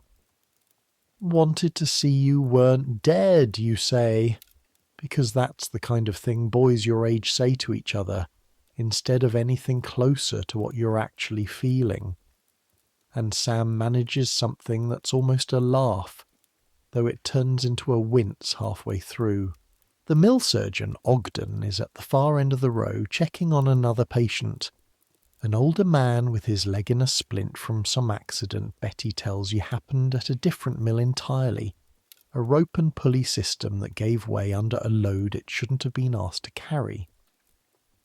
The man doesn't make a sound while Ogden examines the splint, though you can see the effort it costs him not to, his jaw set tight, one hand gripping the edge of the thin mattress, hard enough that his knuckles have gone pale, and something about his silence, the deliberate practiced way he's holding himself together, tells you he's done this before, endured pain quietly enough times that he's simply gotten better at the particular discipline of it, the way Betty's gotten better at not noticing how hard the work still is.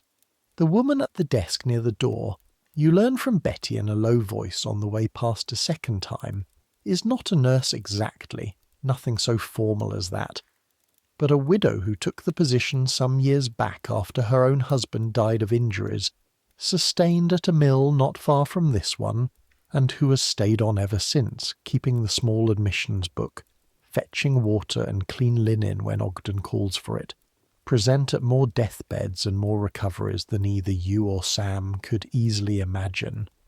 Ogden is a thin man with ink-stained fingers and spectacles that sit slightly crooked on his nose, and when he finishes with the older man he comes over, drawn perhaps by the sight of 2 more mill children standing awkwardly by a bed, and looks you over with the quick assessing glance of someone who has spent years learning to spot the early signs of exhaustion in young bodies.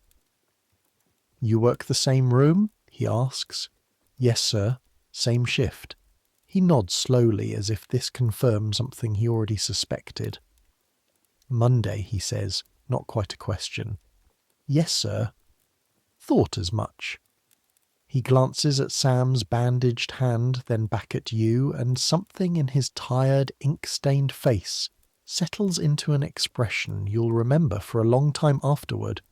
Not quite anger, not quite grief.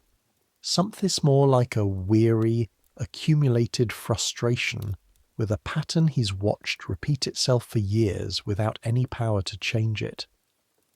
Do you know, lad, I could tell you almost the exact day of the week just from looking at my ledger of injuries if someone hid the dates from me. Monday and Tuesday morning, worse than any other stretch.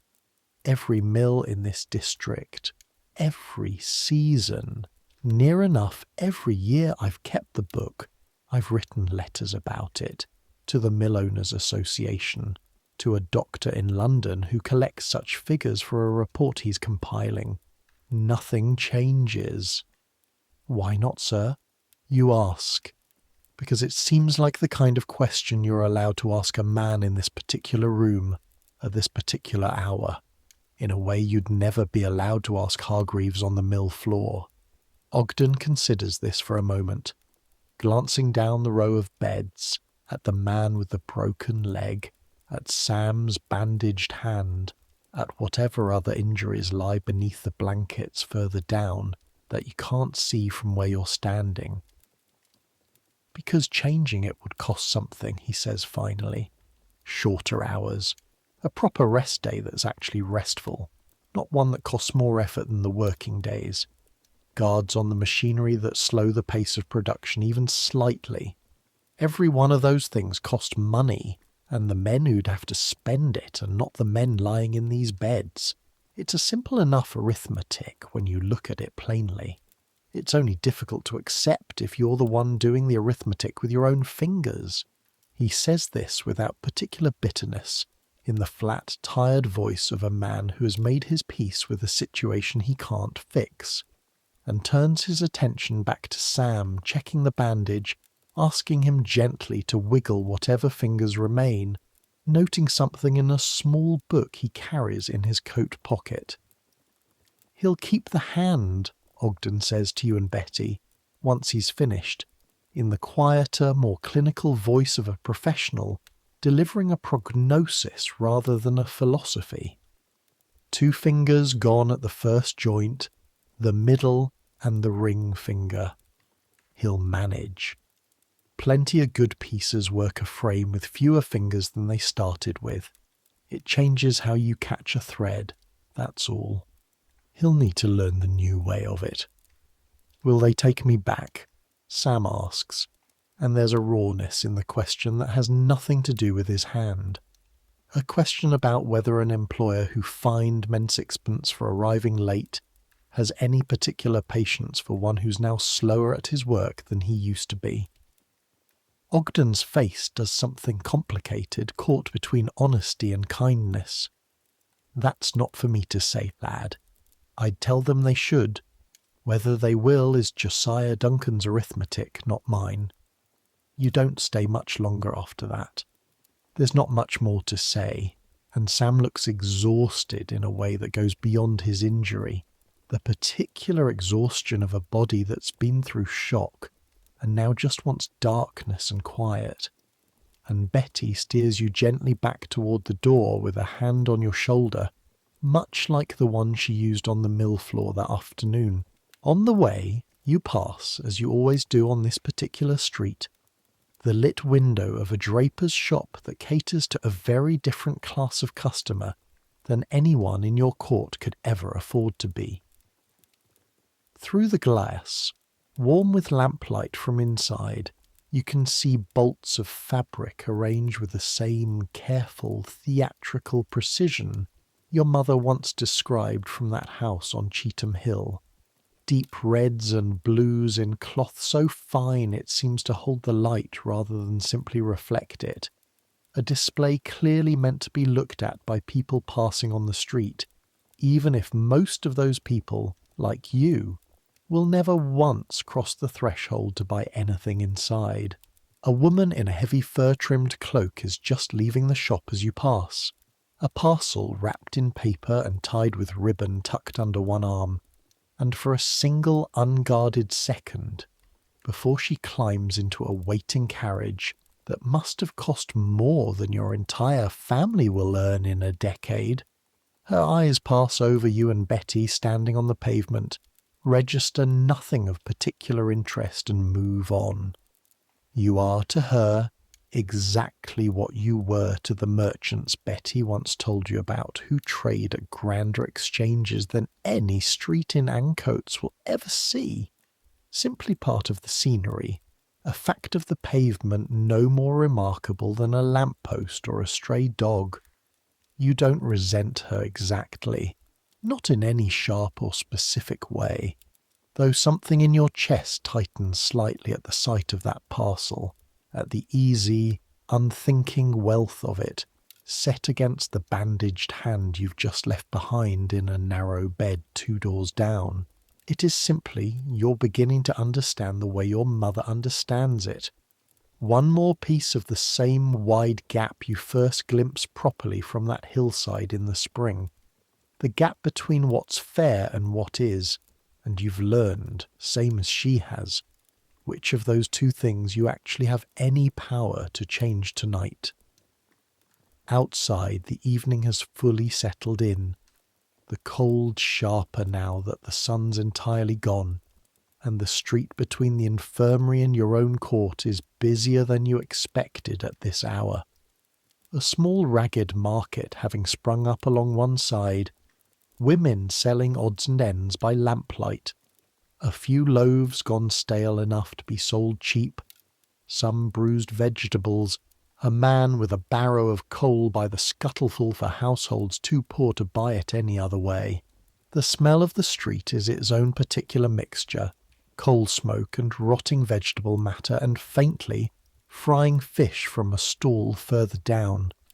A smell that makes your empty stomach twist, even though you know there's no spare penny in your pocket for any of it tonight. Betty buys a small twist of tea leaves from one of the women, counting out her coins carefully, and glances at you as she does it. "You did well today," she says, not looking directly at you, the way people in this district often deliver their kindest words while pretending to be occupied with something else. Kept your head, didn't run at him, didn't freeze either. Some grown men would have done worse. Didn't feel like doing well? No, she agrees, it never does. Doesn't mean it wasn't. You part ways with her at the corner where her street splits off from yours, and the rest of the walk home you spend alone, turning over Ogden's words about arithmetic, about the difference between what's fair and what simply is, the same distinction your mother drew for you on the hillside months ago, without quite using the same words. There's a name for what happened to your body today, though nobody in the mill has ever said it to you directly using those exact words. Walsh said it once, weeks ago, half joking, half not, when you asked him why he always looked worse on a Monday than any other morning. "St. Monday," he said, and laughed without much humour in it.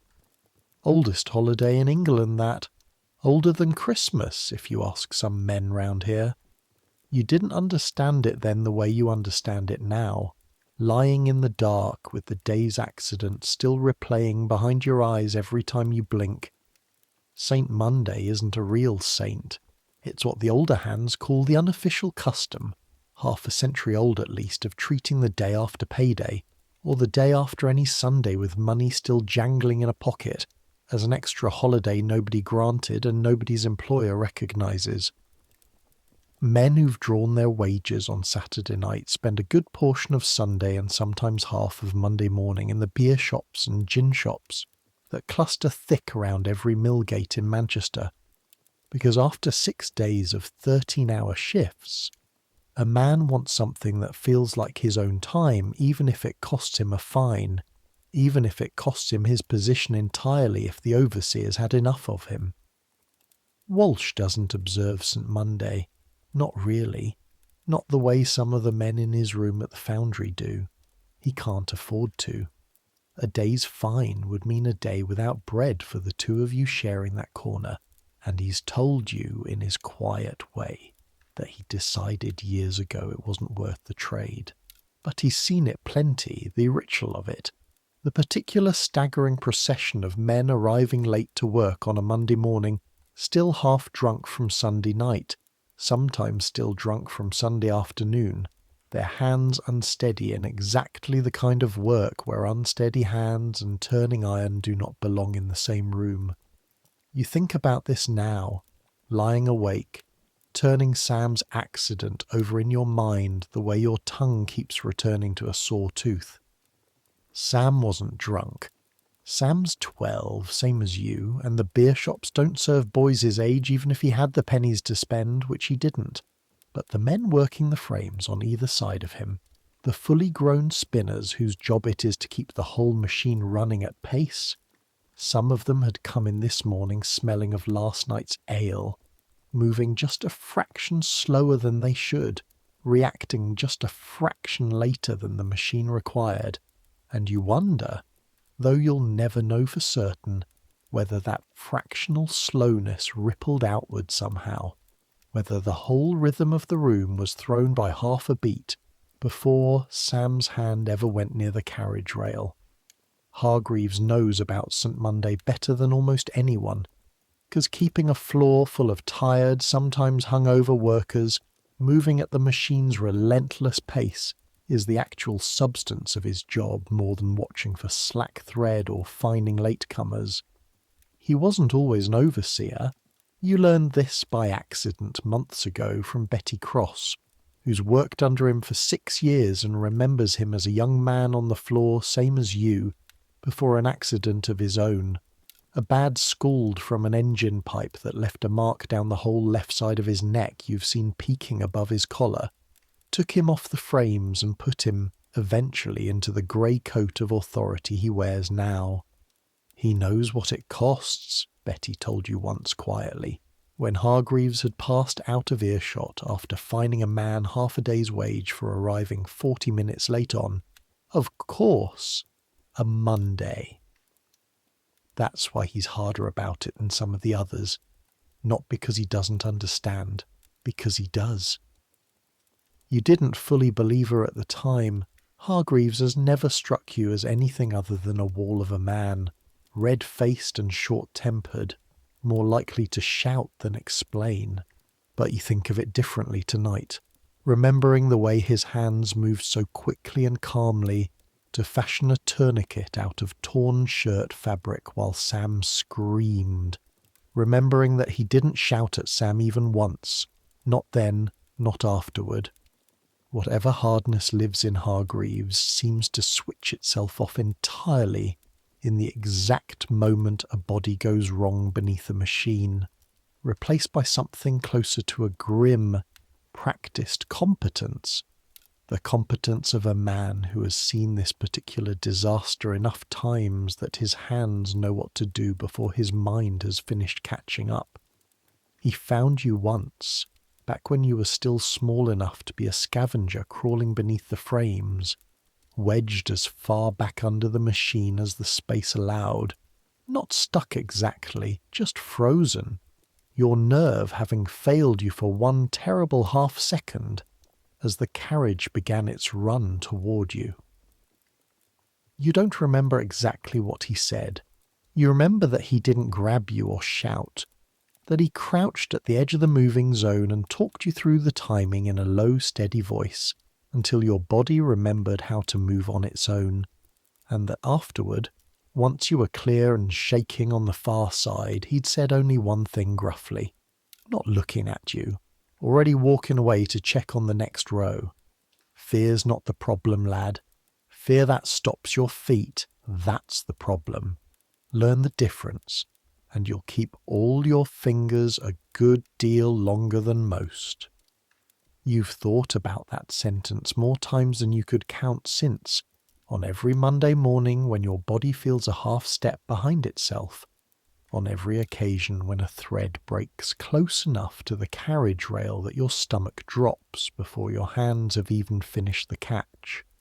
Fear that stops your feet. You watched exactly what that looks like today, in the half-second before Sam's hand disappeared into the machinery, though you'll never know if it was fear that stopped him or simple exhaustion, and you're not sure, lying here now, that there's much difference between the two on a body running on no real rest.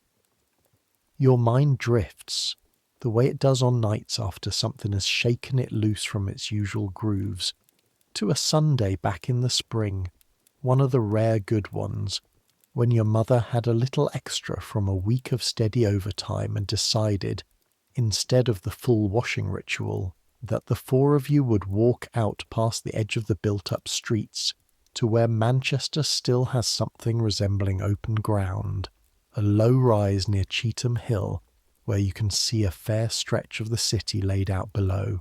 It had taken the better part of an hour to walk there, your sisters growing tired and complaining somewhere around the halfway point until your mother produced, from some hidden pocket of her shawl, a small twist of paper containing 4 boiled sweets, one for each of you. A rare enough treat that it bought another 20 minutes of cheerful walking before the complaints started again. The streets thinned as you went, brick giving way gradually to something less densely packed, until finally you were climbing a low grassy rise that had somehow, against all the odds of a city expanding in every direction at once, remained more or less unbuilt. An old man was already up there when you arrived, sitting on a flat stone with a stick across his knees, and your mother recognized him, or claimed to, as a spinner who'd worked one of the earlier mills in the district back before it burned down and was rebuilt twice over. He had the particular stooped posture you've since learned to recognize in nearly every mill worker who survives long enough to grow old at the trade. Shoulders rounded forward, knees that don't quite straighten, and when he spoke his voice had a rasp to it that your mother said afterward was cotton dust, settled so deep into a man's lungs after 40 years that it never fully clears even in retirement. "Come to look at it from up here, have you?" he said, not quite a question, watching you and your sisters as you scrambled the last few yards to the top. "Everybody does, sooner or later. Looks different from a distance. Looks almost decent." You remember standing there with your sisters, the mill chimneys visible in every direction you looked. Dozens of them, more than you could count, each one trailing its own dark ribbon of smoke into a sky that never seemed entirely clean, even on a bright day. From that distance the city looked almost peaceful, the individual roar of each mill floor smoothed by distance into a single low hum, like the whole thing was one enormous machine breathing slowly in and out. 41 years I worked down there, the old man said, gesturing with his stick toward the general haze of rooftops and chimneys below, not pointing at any one building in particular, since from this distance they'd all begun to look much the same. "Started younger than that lad there," he nodded at you. "Finished with hands that don't hardly close all the way anymore. Look." He held up one hand, and you saw what he meant. The fingers curled slightly inward even at rest, unable to fully straighten.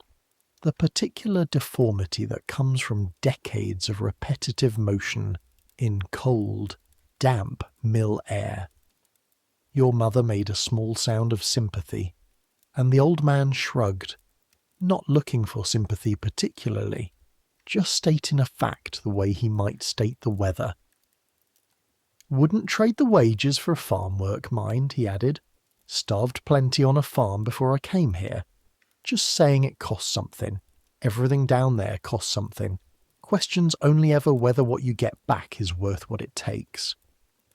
Your mother pointed out the general direction of Cheetham Hill proper, the actual hill where the mill owners built their houses, far enough from the smoke and the stink of the Irk that the air there is said to be genuinely different, cleaner, the kind of air you could breathe deeply without your chest tightening.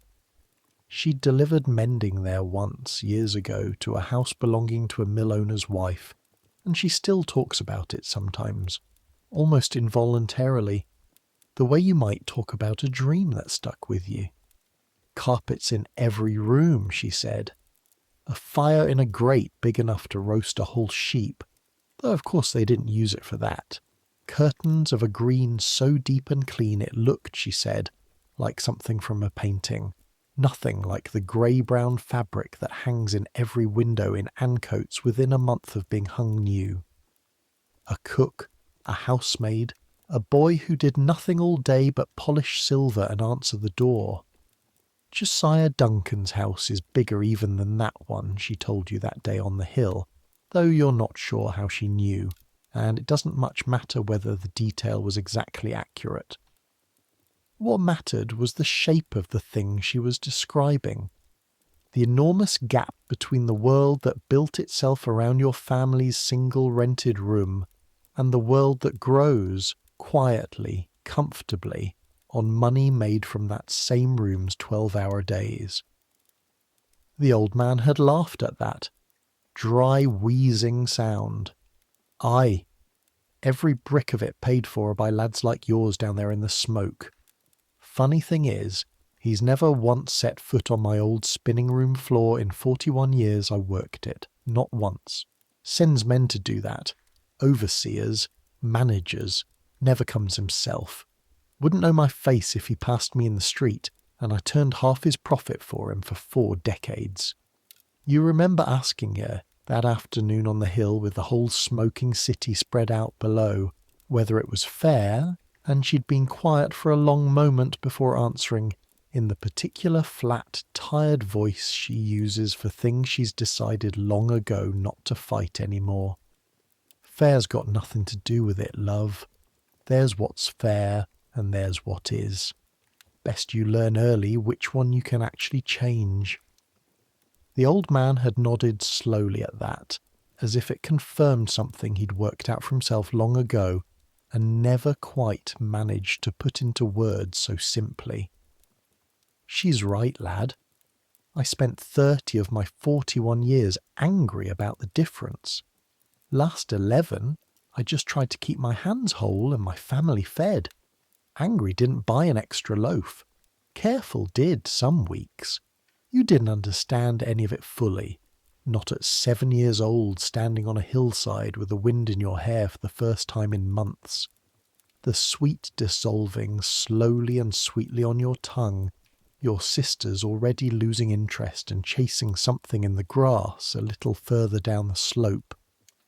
You understand it a great deal better tonight, at 12, with Sam's screaming still echoing somewhere behind your eyes, and the memory of Josiah Duncan's house, a house you've never seen, and likely never will, sitting somewhere out there in the dark, warm and quiet, and entirely untouched by what happened on his mill floor this afternoon. The seasons turn regardless of what happens on any given Monday. That spring afternoon on the hill feels like a lifetime ago already, though it was only months. Summer came after it, thick and airless, the mill rooms turning into something closer to an oven, the heat inside sometimes worse than anything outside even at the height of a July afternoon, because the machines generate their own warmth on top of whatever the weather brings, and there is no opening the windows wider since the cotton needs its humidity and its warmth regardless of what the workers breathing it in might prefer. You remember the particular exhaustion of high summer shifts, sweat running steadily down your back inside your shirt, the smell of 300 overheated bodies mixing with hot oil into something almost unbearable by the afternoon, older workers fainting more often in that season than any other, carried out to the yard to be revived with water, and, if they were lucky, 10 minutes before being sent back in to finish the shift regardless. Autumn brought its own miseries. The walk to and from the mill turning into a slog through streets gone to mud and standing water. Your clogs never quite drying out between one shift and the next. A persistent damp that worked its way into your feet and stayed there for weeks. Then winter, the season you're deep in now. The cold outside so total that the walk to the mill gate leaves your fingers numb and clumsy in a way that makes the first hour of piecing work at the frames genuinely dangerous, because numb fingers don't know the difference between safe and unsafe distances the way warm ones do. A fact the mill surgeon has apparently mentioned more than once, without much effect on how early the fires are lit each morning. Through all of it, the machines keep exactly the same pace, indifferent to season, indifferent to heat or cold or damp or numbness, indifferent ultimately to whether the body working alongside them is a well-rested Tuesday body or an exhausted, hungover, grief-stricken Monday body. The Mule frame does not know that Sam Kettle's father has been out of work for 3 weeks. It does not know that Walsh spent Sunday night listening to a neighbour's argument through the wall instead of sleeping. It does not know that your own legs have carried an ache since summer that shows no sign of ever fully going away. It simply runs, at the pace the engine sets, at the pace the market demands, and it is the flesh around it, not the iron itself, that bends and breaks and adjusts to close whatever gap opens up between the two. You think one more time before sleep finally starts to properly claim you about the strange, terrible efficiency of the whole system, the way it manages to extract 6 full days of labour from bodies that never receive even 1 full day of actual rest, the way Sunday's supposed freedom curdles by Monday morning into simple additional exhaustion, the way a boy can lose 2 fingers to a machine that was running at precisely the speed it always runs, on a floor that looked, to anyone glancing in from outside, exactly like any other ordinary working day. Your legs still ache. They will ache tomorrow too, and the day after, and every day for years, the way the old spinner's knees ache, the way your grandfather's legs gave out entirely after 30 years at a mule frame.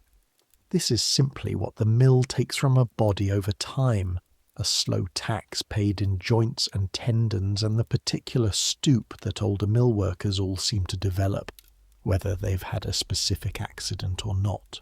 But tonight at least you have all your fingers.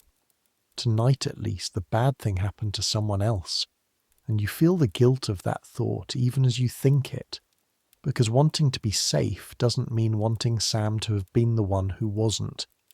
You already know, in the particular tired, knowing way, a mill child learns to know such things, roughly how tomorrow will unfold, because you've lived enough Tuesdays by now to recognise their shape in advance. The bell will ring at 5:30, same as always, but your legs will answer it a little more willingly than they answered today, because last night's sleep, however short, will not have been stacked on top of a Sunday spent hauling water and half a night spent listening to a neighbour's argument through thin walls. Hargreaves will walk his rounds a shade less tense than he was today, because the room around him will have settled back into its ordinary rhythm, the shock of Sam's accident already beginning, in the particular merciless way of a workplace that cannot afford to dwell on grief for long, to recede into simply another fact about the mill's recent history. Betty Cross will still watch the youngest workers a little more closely than her job strictly requires. Crabtree will still doff his bobbins in the carding room below, fear settled down quiet enough to work through. And somewhere in this same building, a different frame, a new piecer, perhaps a boy not yet a year into the work, will stand exactly where Sam stood today, catching his own threads, learning the same fine calibration between safety and disaster that the machine demands of every hand that comes near it, Monday after Monday after Monday. For as long as the engine in the basement keeps turning, you think about tomorrow, Tuesday, a day that, by the mill's own strange arithmetic, will actually be a little safer than today was, because your body will have had one more night's sleep to recover from Sunday's exhaustion, because the edge that Monday sharpens against every worker in that building will have dulled just slightly by morning. That's not much comfort. But in a life built almost entirely out of small grinding difficulties, you've learned to take comfort in small grinding improvements. Tuesday will be hard. It will not probably be as hard as today. You're tired enough tonight, sore enough tonight, rattled enough tonight that sleep, when it finally comes, will not be gentle so much as total. A kind of surrender other than a drifting off. You have legs that ache and hands that still remember the fright of this morning's near miss, and a mind that keeps circling back, no matter how many times you push it away, to the sound Sam made in that half second before the engine could be stopped. You have a mother asleep 3 feet away whose hands are raw from yesterday's washing.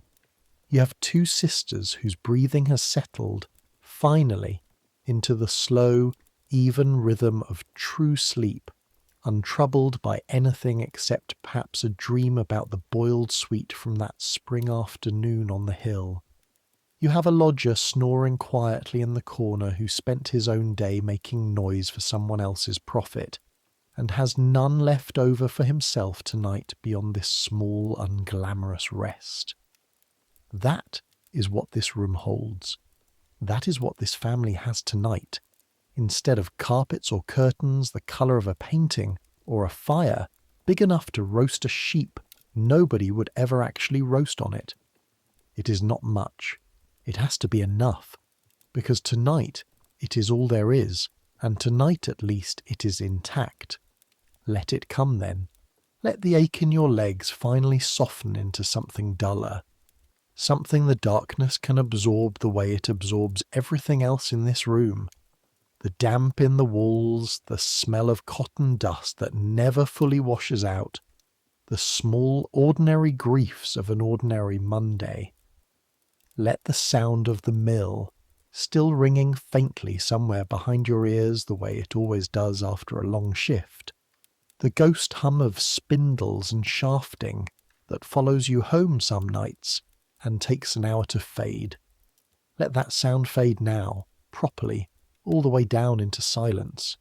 Let your thoughts slow and slow again, circling Sam's face one more time, and then, mercifully, moving past it, the way a wheel finally loses its momentum and simply quietly stops turning. Tomorrow there will be a bell at 5:30. Tomorrow there will be cold water from a jug with a skin of ice on it. Tomorrow there will be bread and a scrape of treacle eaten standing, and a walk through streets still dark, and a gate that locks itself against anyone too slow to reach it. Tomorrow there will be threads breaking and hands catching them, over and over, the same motion repeated so many times it stops feeling like a choice and starts feeling like breathing. But that's tomorrow. Right now there is only this. The straw mattress beneath you, thin but familiar, shaped by now to the particular contours of your own tired body. The quiet breathing of your sisters, close enough that you could reach out and touch either of them without lifting your head. The last fading warmth of a fire banked low in the next room, its glow not quite reaching under the door but somehow still felt, the way you can feel a candle in another room, even with your eyes closed. The city outside, vast and indifferent and still, in its own rough, sooty, unglamorous way, yours, because you were born inside its noise and its smoke, and you have never known any other way of being alive. You are tired enough. You have earned this rest the same way you earn it every single night, one aching hour at a time, and nobody, not Hargreaves, not Josiah Duncan, sleeping warm and untouched in his house, on the clean side of the smoke, not even Sam lying bandaged in the infirmary 2 streets away, can take this particular hour away from you. Centuries from now, though you have no way of knowing this and wouldn't believe it if someone told you, the mills of Manchester will fall silent forever. The great engines that never stopped for a boy's crushed fingers will finally, one by one, be allowed to stop for good. The chimneys that once numbered in the hundreds, trailing their dark ribbons into a sky that never seemed entirely clean even on a bright day, will come down brick by brick, or else stand empty and hollow as monuments nobody quite knows what to do with.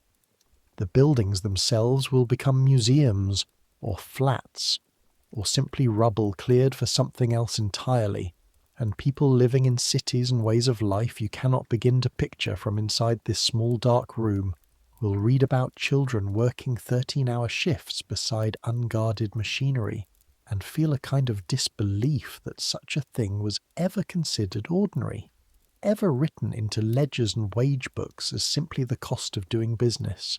They will not know your name, Thomas Whitfield, 12 years old, of Ancoats, Manchester. They will not know Sam Kettle's name either, or what he lost on an ordinary Monday afternoon in 1850 in a room that never once stopped for anyone. They will not know Betty Cross, 11 years at the same frame, a sister buried, camphor rubbed into aching knees at dinner. They will not know Ogden the surgeon, keeping his quiet ledger of Monday injuries, writing letters to men in London who file them away and change nothing. They will not know the old man on the hillside with hands that never fully close, who gave 30 years to anger and 11 to simple, careful survival, and called that, in the end, its own kind of success. But some things will not change, even across all that distance. Even after every chimney has fallen and every machine has gone quiet and every ledger has crumbled to dust in some forgotten archive. The particular ache of a body that has given everything it has to a day it did not choose. The relief of finally lying still after hours of forced motion. The small, fierce comfort of a sleeping sister's breathing nearby. Proof that at least tonight, in this one small room, everyone came home whole. The human need, at the end of a hard day, simply to rest. That does not change. It did not change for the old man on the hill, and it will not change for whoever comes after you, in whatever rooms they build to replace this one. So let it come. Let sleep take you the way it has taken every tired child in every hard century, gently in spite of everything, complete in spite of everything. Let the noise of the mill quiet all the way down.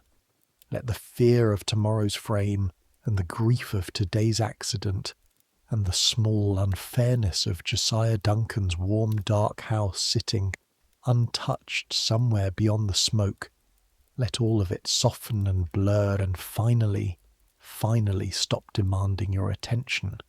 You are tired enough, sore enough, alive enough. That will have to be enough, because for tonight it is. Tomorrow the bell will ring again at 5:30 and you will get up and you will walk to the mill and you will do it all again. The same as every Tuesday, the same as every Wednesday, the same as all the long, grey days stretching out ahead of you, waiting to be lived one aching hour at a time. But that's tomorrow. Right now, there is only this. The straw mattress beneath you, the quiet breathing of your sisters, the last fading warmth of a fire banked low in the next room. The city outside, vast and indifferent, and still somehow, in its own rough way, yours. Close your eyes. Good night.